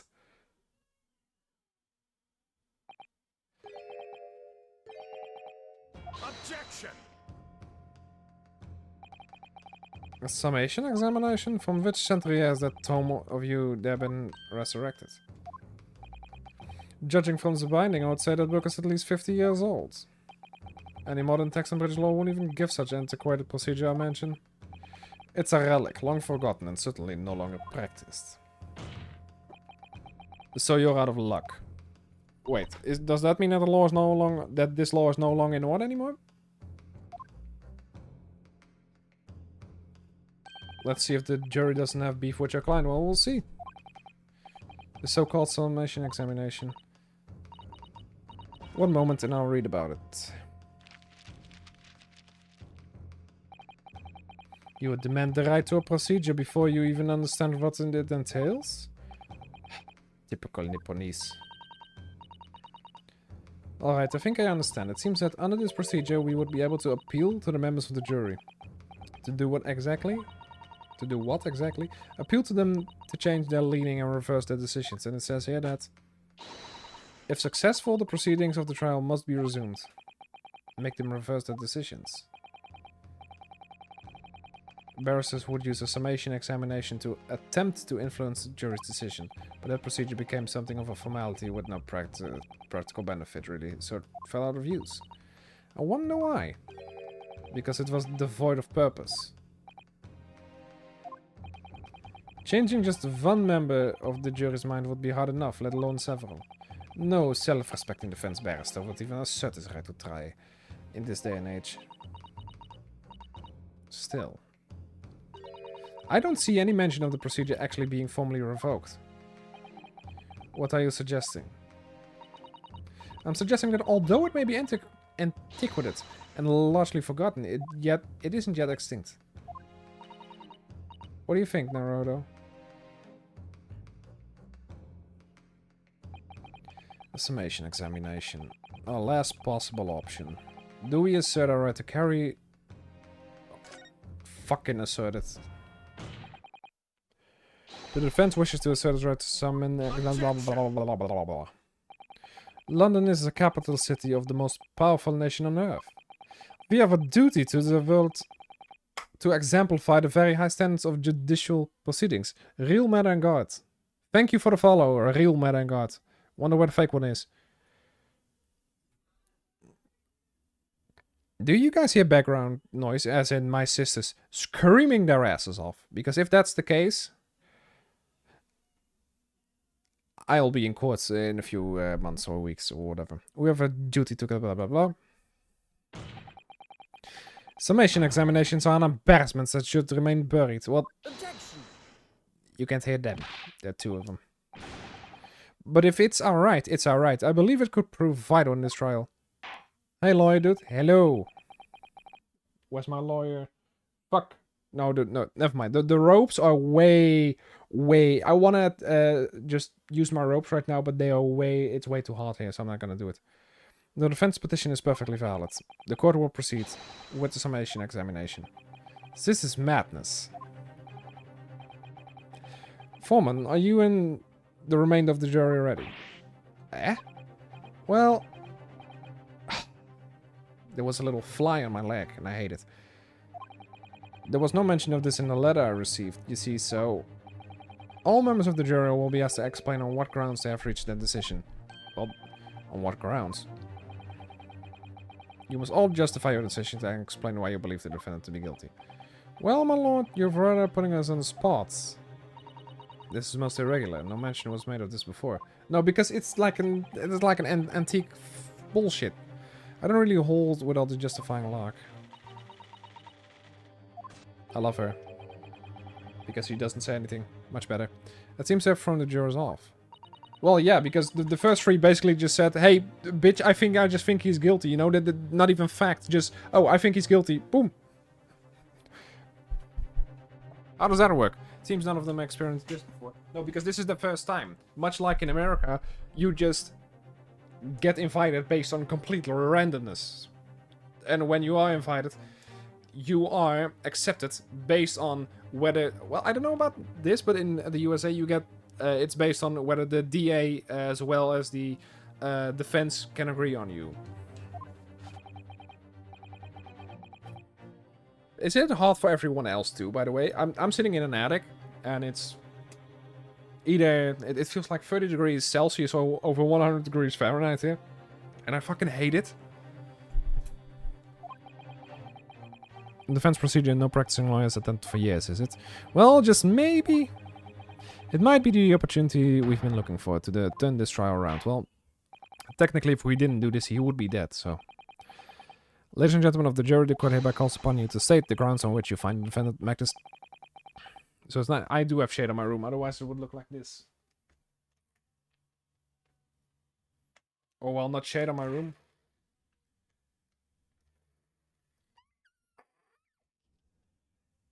The sun!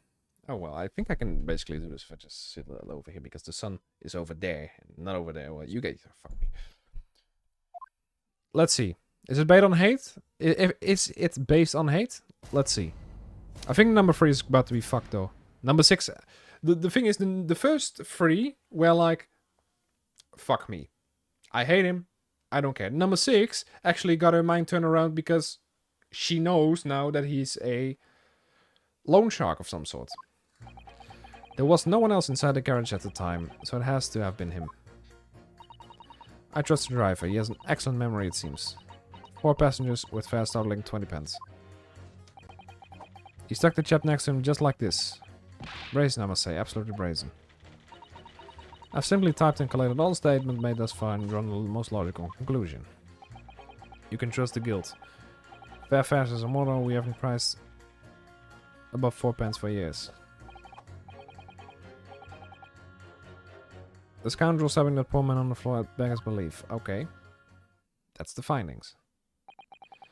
I'm starting to wish I hadn't pushed for this now.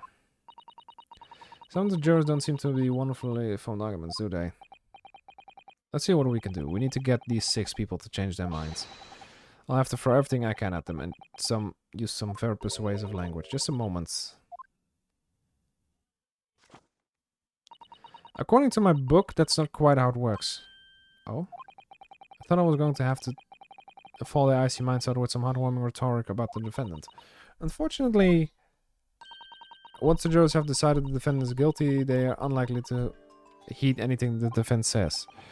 But then, they've reached their conclusions by their own reasoning, you see. Your pleas will sound like excuses. In fact, it could recoil on you. The more you try to persuade them, the more entrenched they may become. Then what on earth am I supposed to do?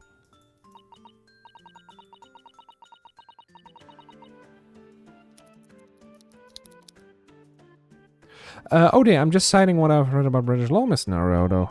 Right, I'm sorry. Do you have any idea how to make this work, then? From what I can understand, the key to this procedure is using the jurors' own words to make your arguments. The 6 members of the jury are randomly selected members of the public. Exactly. They may appear to be a united front, but the truth is, they're complete strangers who just happen to find themselves in the courtroom together. And that's the way to break them down, you mean? Yes, exactly. We must listen very carefully to what each member of the jury says, and see if we can identify any contradictory statements. If we can then contrast the statements and pit the corresponding jurors against each other. Oh, so basically, hey, juror A said this, juror B said this. You don't align, then they start having arguments together. This is similar to a regular cross-examination. Oh yeah, I suppose you're right. Find contradictions in their statements, and pit the jurors against one another to break them down. Alright, I might be able to pull this off. No, that's not right. I am going to be able to pull this off. Yes, slap, slap. You have to, exactly. Can we start proceedings, counsel? I would ask for you to take the stand for this. I'm expecting a clean, concise rebuttal. Yes, my lord.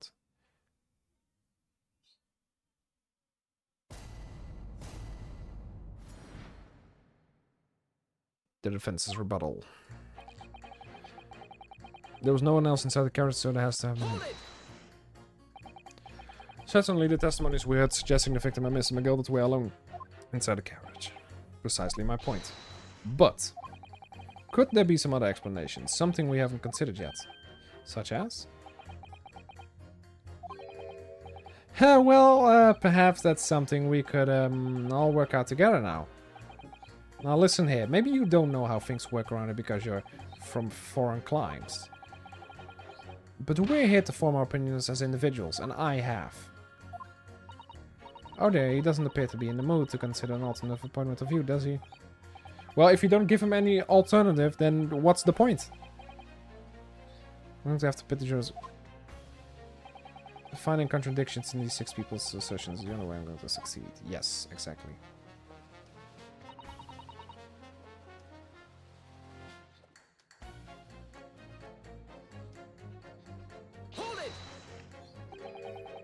Does his ability to recall his takings that night really tell us how trustworthy the man is? I manage all his lordship's cash affairs, so I'm very particular when it comes to accounts.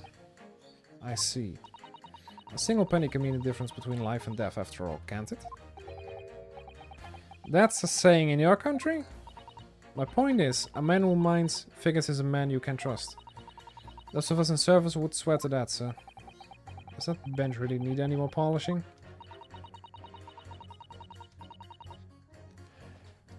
The carriage also has like it's like a double-decker bus. Basically, there's two elevations. You have the inside of the carriage and the top of the carriage, and the top of the carriage has a skylight where you can actually look down. So yeah. The only task that left is disposing of the rubbish. Oh, wait a minute. One of the editors mentioned something about money, I think.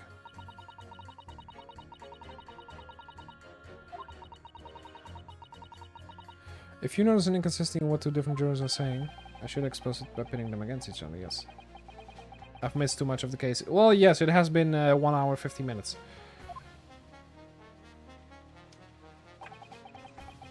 He stuck the chap next to me brazen, I must say, absolutely brazen. Simply typed and collated all the statements. What if we... Because this guy was talking about money, what if we can... That's how much it costs to take the omnibus? That's right. As the guildmaster, I decided to set a policy for all drivers across the city. One fare, no matter which bus you take or how far you're going. We have to compete with the rise of the motor car, and you see... As coachmen, I have to make a stand together. Well, let's see how that works out for you in 10 years' time now, shall we? Motor cars, you say? Yes, and this murder on one of our 4 buses is extremely damaging to our cause. It's beyond the pale. One of our 4? Is that it? It'll lead to decline in passengers. You mark my words, and if it's all that he has to pay.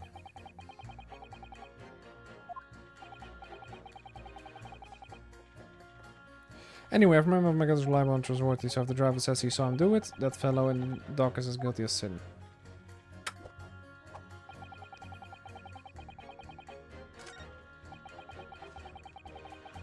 What if I pit this guy?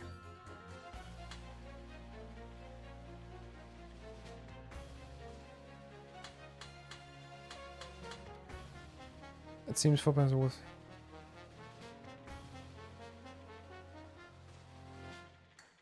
Objection!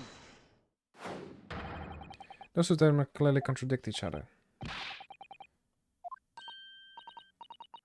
What have I said?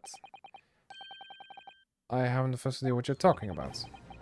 According to the group testimony we've heard so far, there were 4 passengers on the omnibus on the night in question. And according to the coachman, Mr. Beppo, he took 20 pence. Quite right, I have those precise details typed neatly here in front of me. And juror number 5 also told us the following. The fare for the omnibus is always 4 pence. That it is, a fair and convenient single price. But that doesn't add up at all. In fact, it leaves a glaring discrepancy in the facts. Why, man? Why? 4 passengers paying 4 pence each. If you do the multiplication, then there has to be 5 passengers. Because there's in total 5 people, but if those 4 people paid 4 pence each, it has to equal 20. Or 16 for those 4 people, so there has to be someone else. Exactly. As I said, it doesn't add up. The figures are different. By 4 pence, in fact. Or precisely 1 person's fare. We're so back. Yes! It's not Jover anymore. We're so Barack. We're so Barack, baby. Woohoo! It's never been more Jover.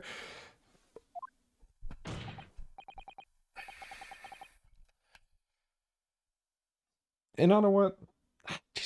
in other words, on the omnibus that night, it's distinctly possible there was another passenger we've heard nothing about. Woody.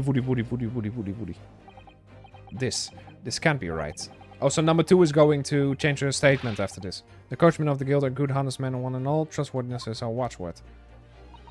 The figures your coachman claims most certainly do not add up. Your watchword, good sir, is a fallacy. Oh, so number 4. Oh. We're so back indeed. Mr. Guildmaster, I think you ought to consider that if this trial were to end now, the news will surely spread all over London. The news that one of your coachmen tried to hide the fact that he lets nefarious characters ride his omnibus. Omnibus. Alright then, how do I make this miserable trial doesn't end? How do I make sure that this trial doesn't end? According to my book here, you simply launch a ball of fire into the innocent side of set the scales. Now hold your horses there, coachman. We were all in agreement. Why do you have to go and... Well, because he doesn't want bad publicity. Even though he only has 4 carriages, so... Something tells me that this trial's still gonna be a miscarriage either way. Okay, shut up. Wait till I get my hands on you, Beppo. Oh, he's back to the white side. Number two has to... number two has to change her mind as well. Begging your pardon, sir. I'm going to do the same. Yes! And number four, too. For the love of Mike, not you as well. A penny can be the difference between a smile and a tear, after all. I certainly can't put my trust in someone who doesn't follow my exacting standards in financial matters. Oh, really?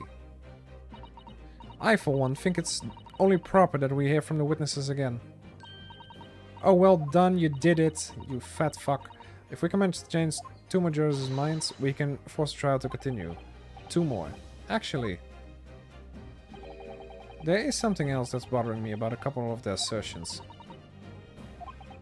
So I need to pit 2 more jurors against each other and show there's another contradiction in their assertions. Why do I need 4? I've shifted, but they still weigh heavy on the side of guilt. Okay, so I do need 4 in total to either be proven guilty or non-guilty. Okay.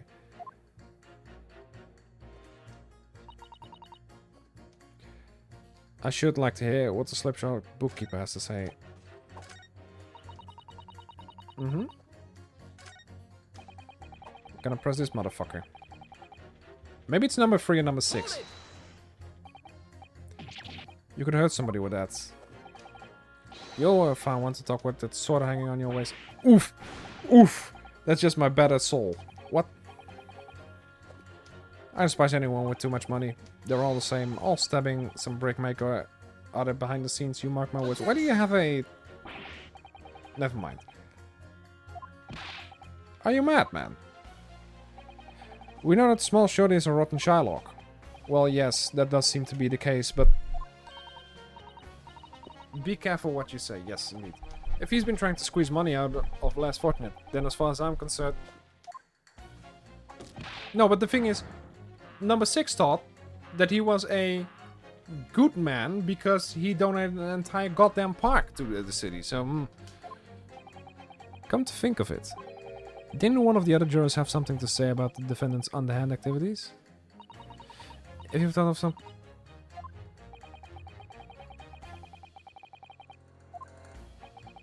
No time like the present to use. Yeah. You don't have to fucking tell me.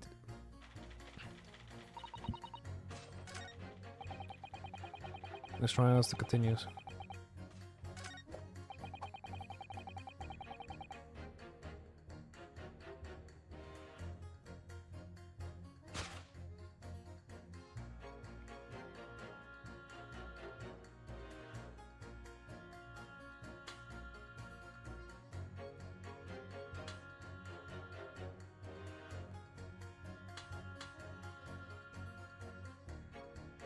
There was no one else inside the carriage, so it has to have been him. I'm gonna press this one really quick. I'm having a feeling of number 6 and number 3, but I'm not entirely sure. Hold on.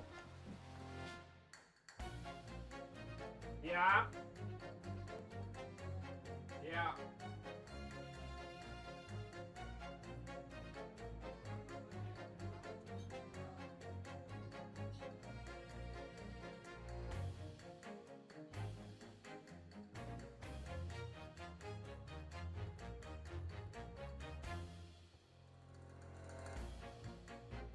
You heard what the good coachman said before, didn't you? Sorry. I was being asked something.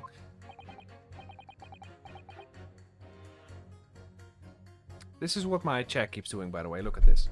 So, I'm putting my chair up like this, and then I go back down again. This is fun, isn't it? Yes. I need a new chair, but I don't have the money for one. Oh my god. This piece of fucking shit chair, man. I paid $200 for this chair too, by the way. A few years ago. The last one that I had, the weld actually just cracked. Don't know if I can do anything about this though.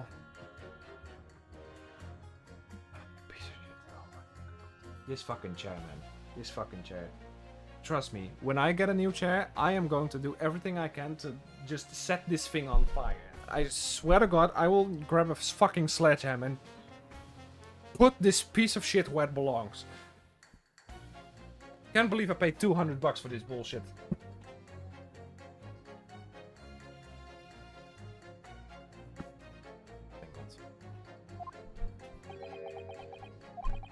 McGill Park is such a lovely little place to chair destruction video win, yeah.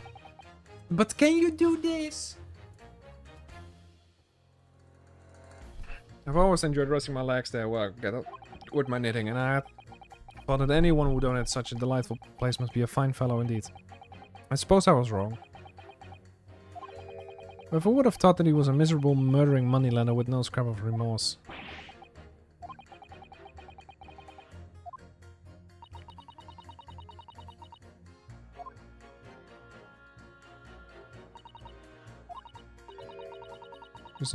Yes. But I'm not seeing any discrepancies anymore. That's the thing. I don't want to be that guy, but I don't see any discrepancies. Unless we need to pitch number 4. Shall I read you what I found out? Is it...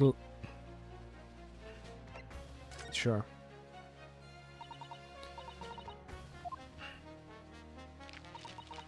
During the summation exam, you will hear the assertions of the 6 members of the jury. In this situation, the counsel for the defense should... Yes.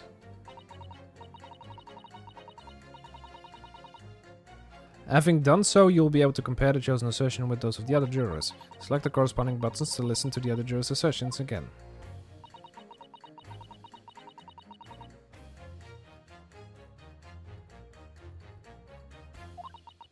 Well, yes, with that current fact, yes. But the thing is, does the jury account for that current fact? We can pit them up against one another. Let's just try it. I mean, they are highlighting 1 and 4 because that's number 1 over here. That's number 1, and the other one they're highlighting is number 4. So maybe we can just try it. Yes, there's another. There was somebody else in the carriage, but the thing is, I don't know if they actually take that into account now. I know. You've told me this before. You don't have to give me another fucking tutorial.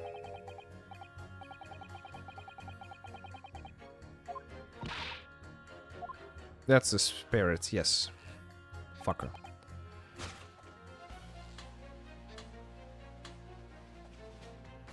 Objection. These two statements clearly contradict each other. As a formula, I refuse to accept this outlandish interjection. There's no contradiction here, you young stripling. None whatsoever. I agree. You'll refrain from personal attacks from the jury based on solely. Well, now we just lost a life. Thanks, Frank. To take your time in considering which statements. Yes, take your time. And don't listen to Frank.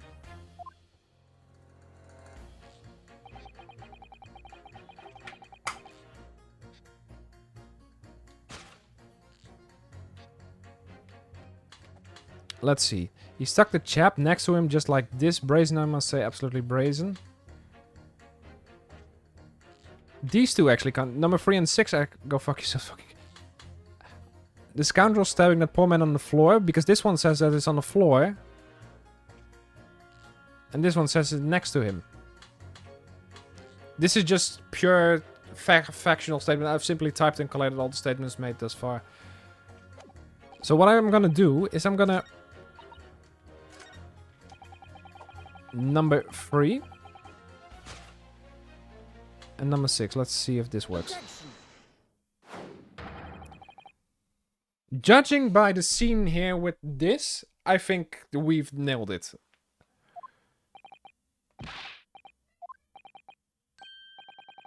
I was only needing a jumper for my other half. What other half? She a Siamese twin? What is this all? What is all this claptrap? What does contradictory even mean? Bruh.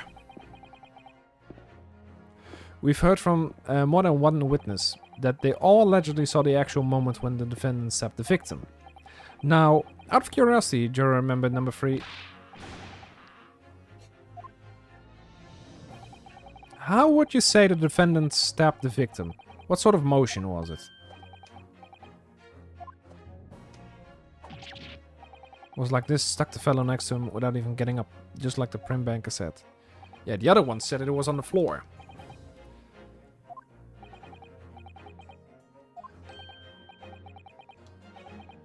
What can I do for you, young man?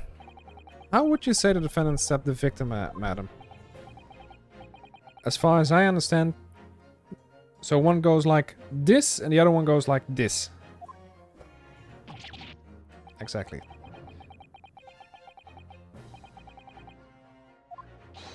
Now don't move. Take a look at these two jurors.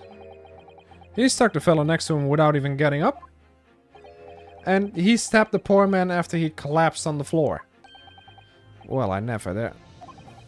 They're stabbing in totally different directions. Yes, first of all, but also the hand motion is different. Because with one, you're holding it like so, and with the other one, you're holding it like so. You know, so if you turn this around, it would look like this, which is worse.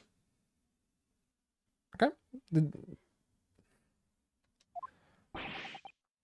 Bless my stitches, what a muddle. What this tells us is that neither one of you has really been listening. Is that there's a strong possibility one of the witnesses isn't telling the truth.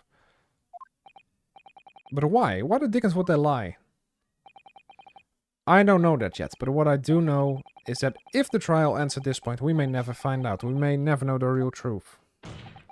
Ladies and gentlemen of the jury, can you really let that happen in all good conscience? Lies, you say? Oh, dearie me. Oh. I can't abide people telling lies. You said it yourself, you fat fuck.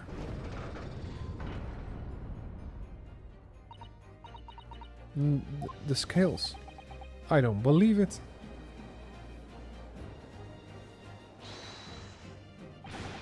Wait. Now here it is, my fellow jurors. I warn you, you cannot listen to this man. Look at him in his black suit. He's clearly some devious Eastern sorcerer using magic on us all. Oh yes, voodoo. When you don't understand logical facts, just magic. If I could use magic, do you really think I'd be putting myself through all this? Nah, I'd just... If I could use magic, I'd fucking use Viagra all the time. Answer me this, Doc Jinx. What exactly is the problem? What if two witnesses have slightly different recollection of events? What of it? Let's say the Sherlock did stab the victim as he was sat next to him on the omnibus. And this young lady... And now let's say the victim collapsed on the floor and then the Sherlock stabbed him again. And this old lady saw him do it. Well, what's to say that it didn't happen like that? Who are you calling a dandy, sir? Why should I should take this knife out on you? Who are you calling old? Why I should take this needle to you? Oh my. Is that allowed though? They're ready to kill each other now. Yes, exactly. But could the foreman of the jury be right? Did the two witnesses see two different moments of the same crime?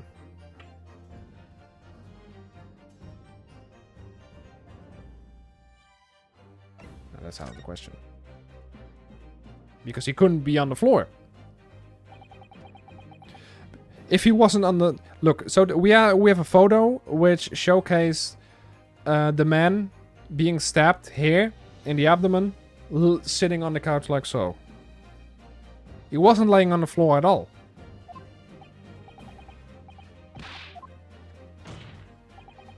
What you're suggesting is impossible. It's out of the question. What are you talking about, man? How can you possibly say that? You do realize that I'm only doing my job. As foreman of the jury, I have a responsibility to steer everyone in the right direction. So where's your evidence, man? That's what we want to see. I say the two witnesses we saw two different moments of the same crime. If you say that's out of the question, show me the proof. You want the proof? I have a fucking photo that says he didn't collapse on the floor, you piece of shit. You want some hard evidence? You want some fucking hard evidence? You want to fucking look at this dick? I give you the proof. It's out of the question that the two witnesses saw two different moments of the same crime. As proven by... This correct photo should be. Take that! A clear piece of evidence. Well, Mr. Foreman? Do you know what they say about me, young man? They say I've got no powers of persuasion. I'm sorry to hear that, but no one will need persuading about this. You're even worse than me.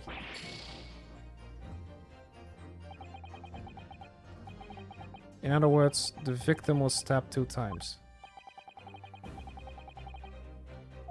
Oh, do they mean... Oh, they mean the report.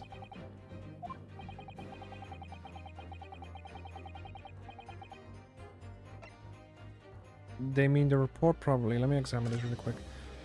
Stabbed once in the abdomen. Yes, there it is. Stabbed once in the abdomen whilst joining in an omnibus. Yes. We found it. Take that! This is the victim's autopsy report. According to what's written here, I thought it was supposed to be about him collapsing on the floor, you know, so we have irrefutable evidence, as in a photograph that just showcases him being stabbed in the abdomen, laying there sitting there on the bench. But apparently we need the single only once. It's quite simple. The victim was stabbed precisely 1 time. Which means these witnesses can't possibly have seen it happen 2 different times. Alright, I concede defeat. What do you mean defeat? You fucking...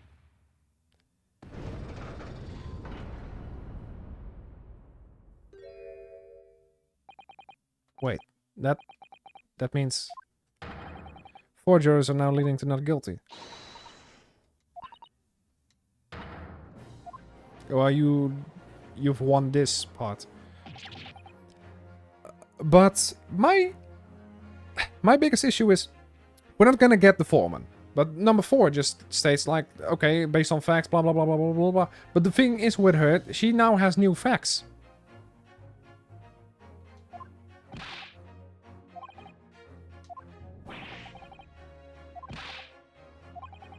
I know a lie when I see one, and if the chap ever dares to across the threshold of my shop, I'll take this razor sharp blade and shave every last...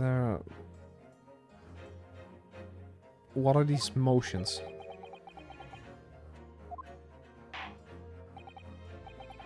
Well, in a quite remarkable turn of events, the defense's summation examination has flipped the balance of the scales of justice. The jurors now stand at 2 for guilty and 4 of not guilty. So it's really, really stupid, you know, because she now has enough facts to know that somebody has lied, so should she not be changed to not guilty?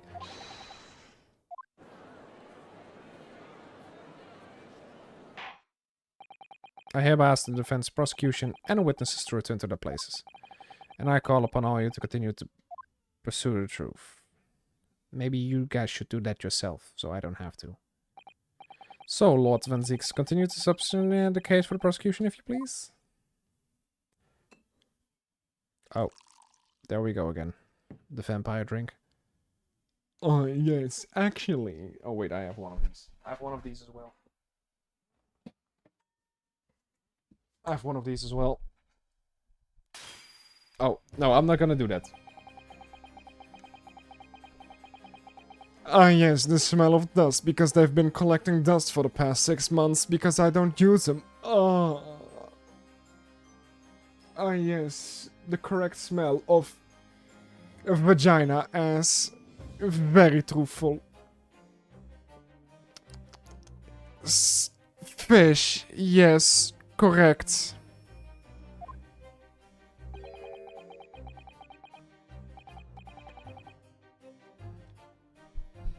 It may seem crass to crush it to dust. Pray forgive the discourtesy. Lord Van Zieks. Is it cold in here, or is it just me? Ah, it's just you, buddy. It's just you. As your antiquated tome no doubt says, the prosecution may not speak during a summation examination. So I honored a deathly silence and listened to the charade. It seems I overestimated the intelligence of the jury. Well, no matter. There's nothing so hard to prove as a self-evident truth, it would seem. No, and why else would we grace the courtroom with our presence after all? So, let us proceed to the next round of the battle. Oh, Bring forth the witnesses once more. Can we save it now, please? Oh my fuck, this takes way too long. It's already been 2 hours, man. Witnesses. I trust you had the summation examination we just had to endure? Yes, sir, that I did. Of course I heard it. Oh, yes, sir, I heard it. You, sir, on the end, the coachman. I believe it's Beppo? Goddamn fucking hairs everywhere. Blech. The coat has come off now, it means business, yes. Exactly. If it transpires that in your previous testimony you were attempting to veil the presence of a 5th passenger on your omnibus, you'll be found guilty of perjury. You are advised to bear that in mind, sir. Finally! A court that actually gives them the perjury charge. Finally! It's been 2 episodes. Now then, witnesses, I hereby call on you to testify before the court again. You will explain the various misgivings brought to our attention by the defense's summation examination.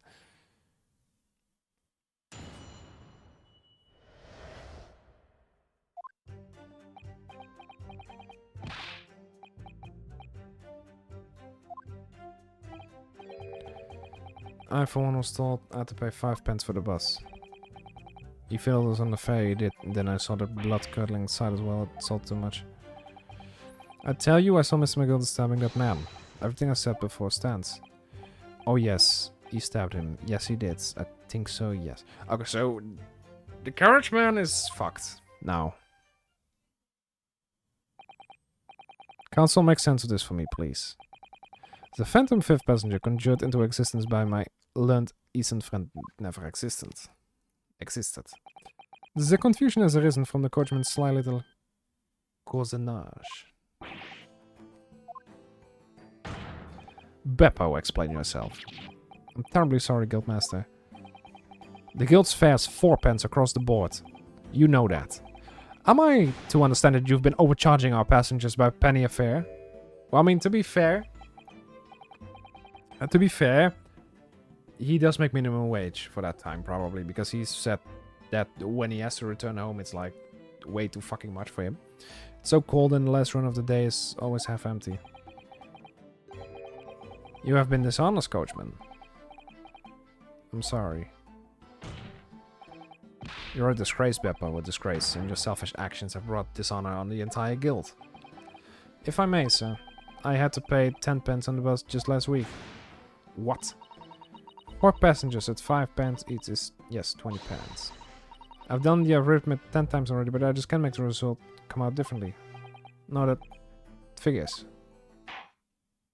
5 times 4 is 20. No matter if you do it 4 times 5, 5 times 4, 10 times 2. It would appear that one of the aforementioned misgivings has already been explained. So, counsel for the defense, a cross-examination if you please. We've already had the pleasure of a protracted summation examination today. I see you intend to continue the parlor games. Absolutely.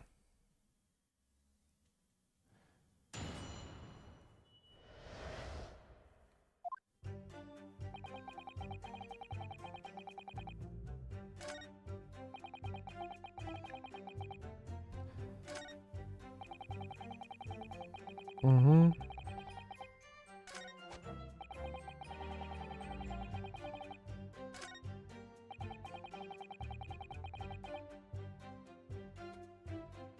Hold it!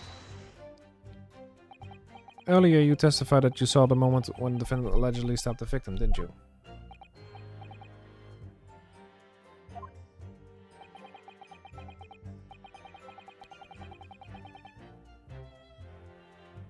You said that the victim was on the floor and described the assailant holding the knife in an ice pick grip.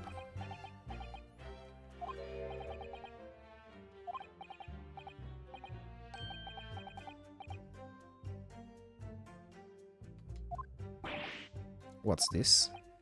Well, I'm quite sure about most of it. I was driving the horses when I heard a scream from the seats on the roof deck. I expect it was me, sir. Then when I turned around, yes, I saw it through the skylight. The gentleman was on the floor and the knife was sticking up on his midriff. That's right, and the fellow holding the handle was the famous man, yes. So in short, you didn't see the moment when the victim was actually stabbed at all? I really thought that I did, but when I go over it again in my head, no. I suppose I didn't actually see the precise moment of the stabbing. Truth! Excuse me.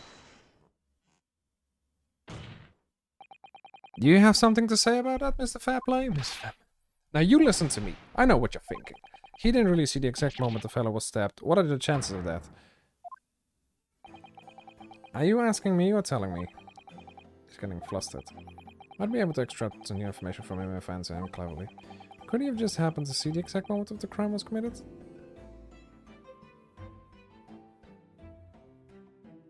Let's go with no chance. It's a little hard to believe, certainly. Unless you spend your time peeping through a skylight on the top of an omnibus, that is.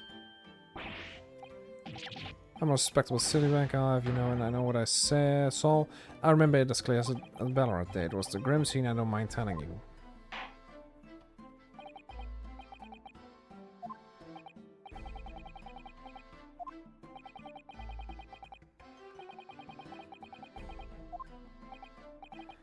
I can do that, alright, okay.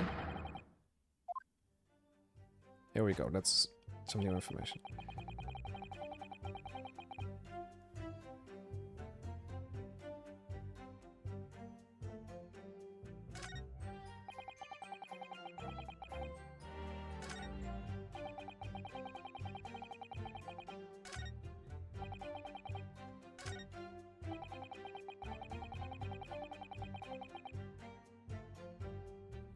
Hold it! Gloves.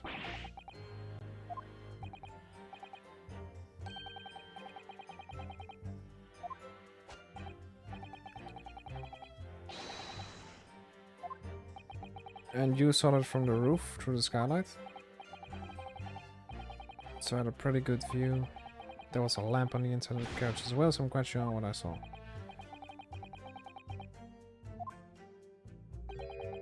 I feel there's I'm not quite right about it. Doesn't add up, Mr. Naruto.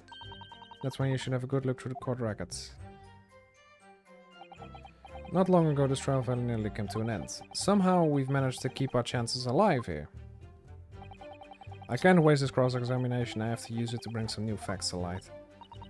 If you're not careful when you press these witnesses, the danger is that the jury will end up believing something unhelpful as they did before.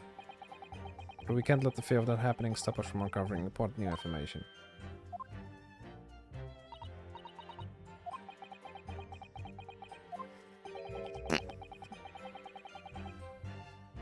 I don't want to miss even a flick of a reaction. Yes, I know. I know. Dudes, come on, man. I know this.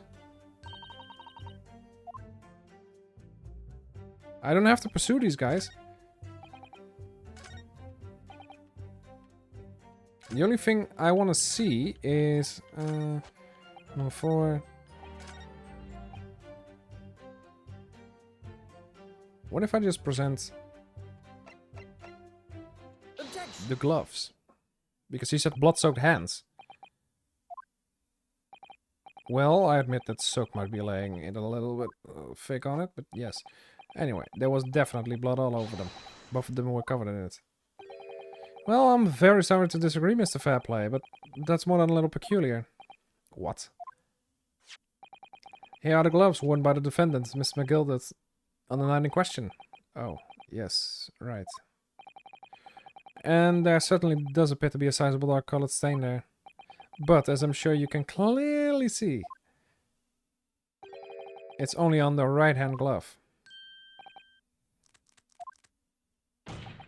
In short, Mr. Fairplay, your testimony is inconsistent. But no, that can't be right. So you're the liar here then. What? That's right, you were quite clear about it. You said it was both hands. Well, yes, that too, but also he said blood-soaked hands. Calls your entire testimony into question. You say you saw the moment the victim was stabbed? But is that really the truth? Objection! It was a simple mistake. You can't justify accusing this man of lying. Yes, it wasn't both hands. It was only one, but the fact remains. The victim's blood was on the accused. No, Mr. Fairplay categorically said that he saw blood all over both hands, which means that there's a strong possibility that this witness was deliberately trying to... This is what I mean. The thing is, the game says to me, hey, you got the right answer, but the wrong motivation for it. Because he said blood-soaked hands. No, he was wearing gloves. No, it's about the fact that... The game says it's about the fact that it was with both hands, but there's only blood on the right. Really fucking stupid. I'm a city banker, for pity's sake. My word should be the gold standard. Well, I've got to snipe upstanding members of society that don't prevaricate. What the fuck? But is that really the case? If we had some evidence to explain why Mr. Fairplay might be lying, it could turn the tide in this trial completely. And to show this man has a compelling reason for his lying in his testimony.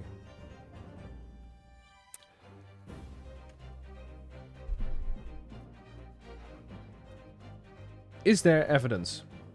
Do we have evidence?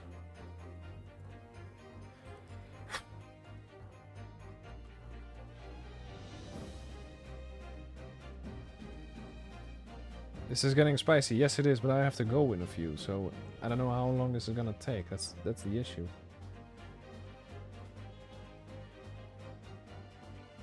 Okay, so we're here, we had all of this, we had all of this. Yes.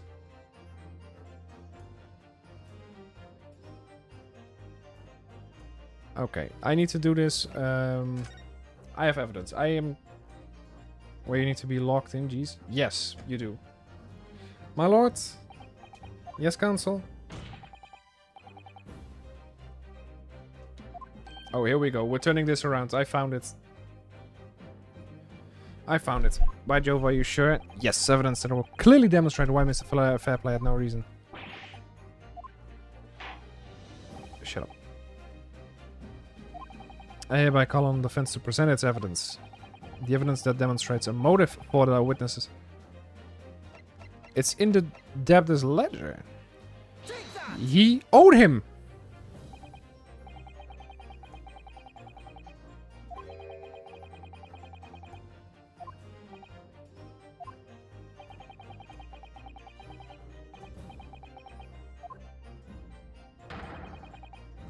What?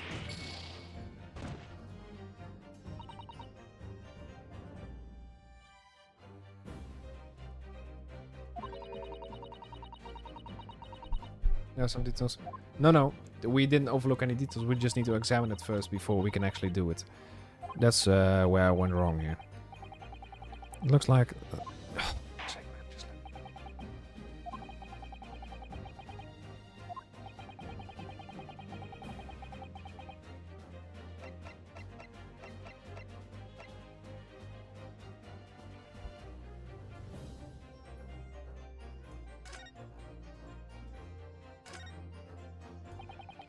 portfolio must contain all sorts of secret law. Do you really think we ought to look inside? Well, yes.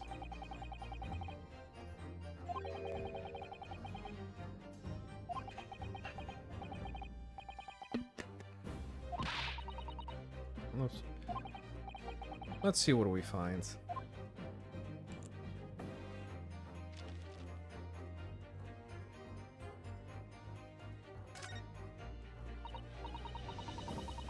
Yep.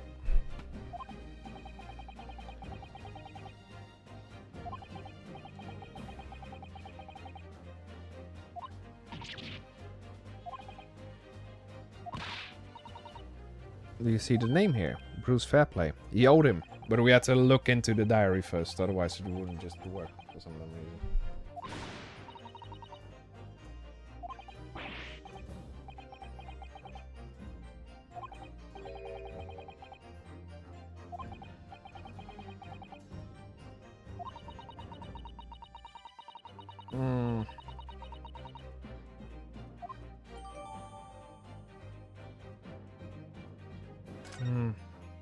I need to go, so I'm gonna present this. This is a list of the debtors who owe money to Mr. McGilbert. Yes, a list of innocent victims crippled by the accused extortion. The point is, among the names of these debtors is your name, Mr. Bruce Fairplay.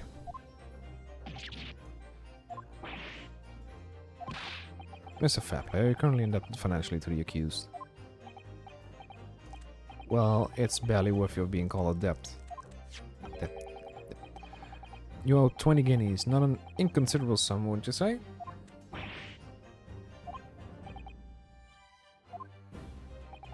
Let's suppose Mr. McGilder were to be found guilty of murder.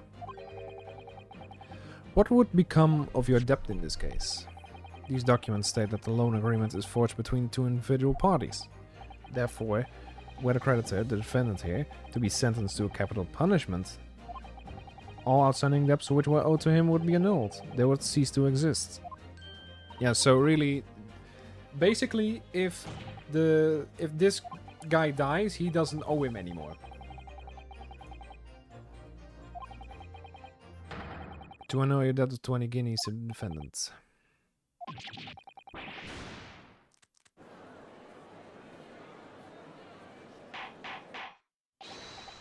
Order.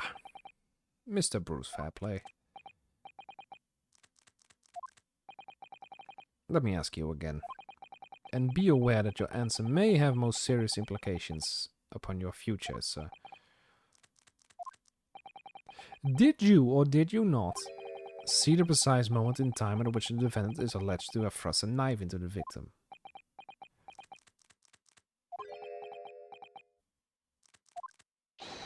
Your silence speaks volumes. You did not tell the truth in your testimony.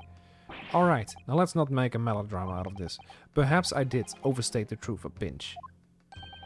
A pinch? But it makes no difference.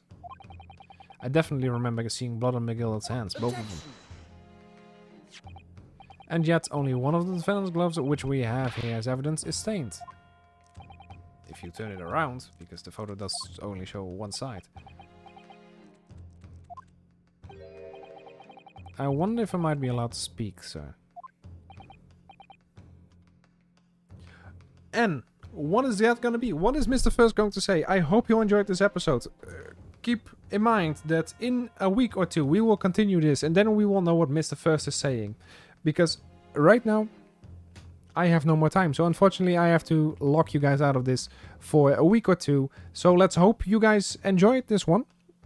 I will see you all upcoming Sunday. There's a democracy stream incoming with a poll, of course. I just hope I will see you all again upcoming Sunday with whatever we're gonna play. So be sure to vote in the polls, guys. Be sure to vote in the polls. Otherwise you'll be like Hillary, going downhill, going downhill, going downhill. Anyway, that's 2016. Have a good one, and I will see you all next time.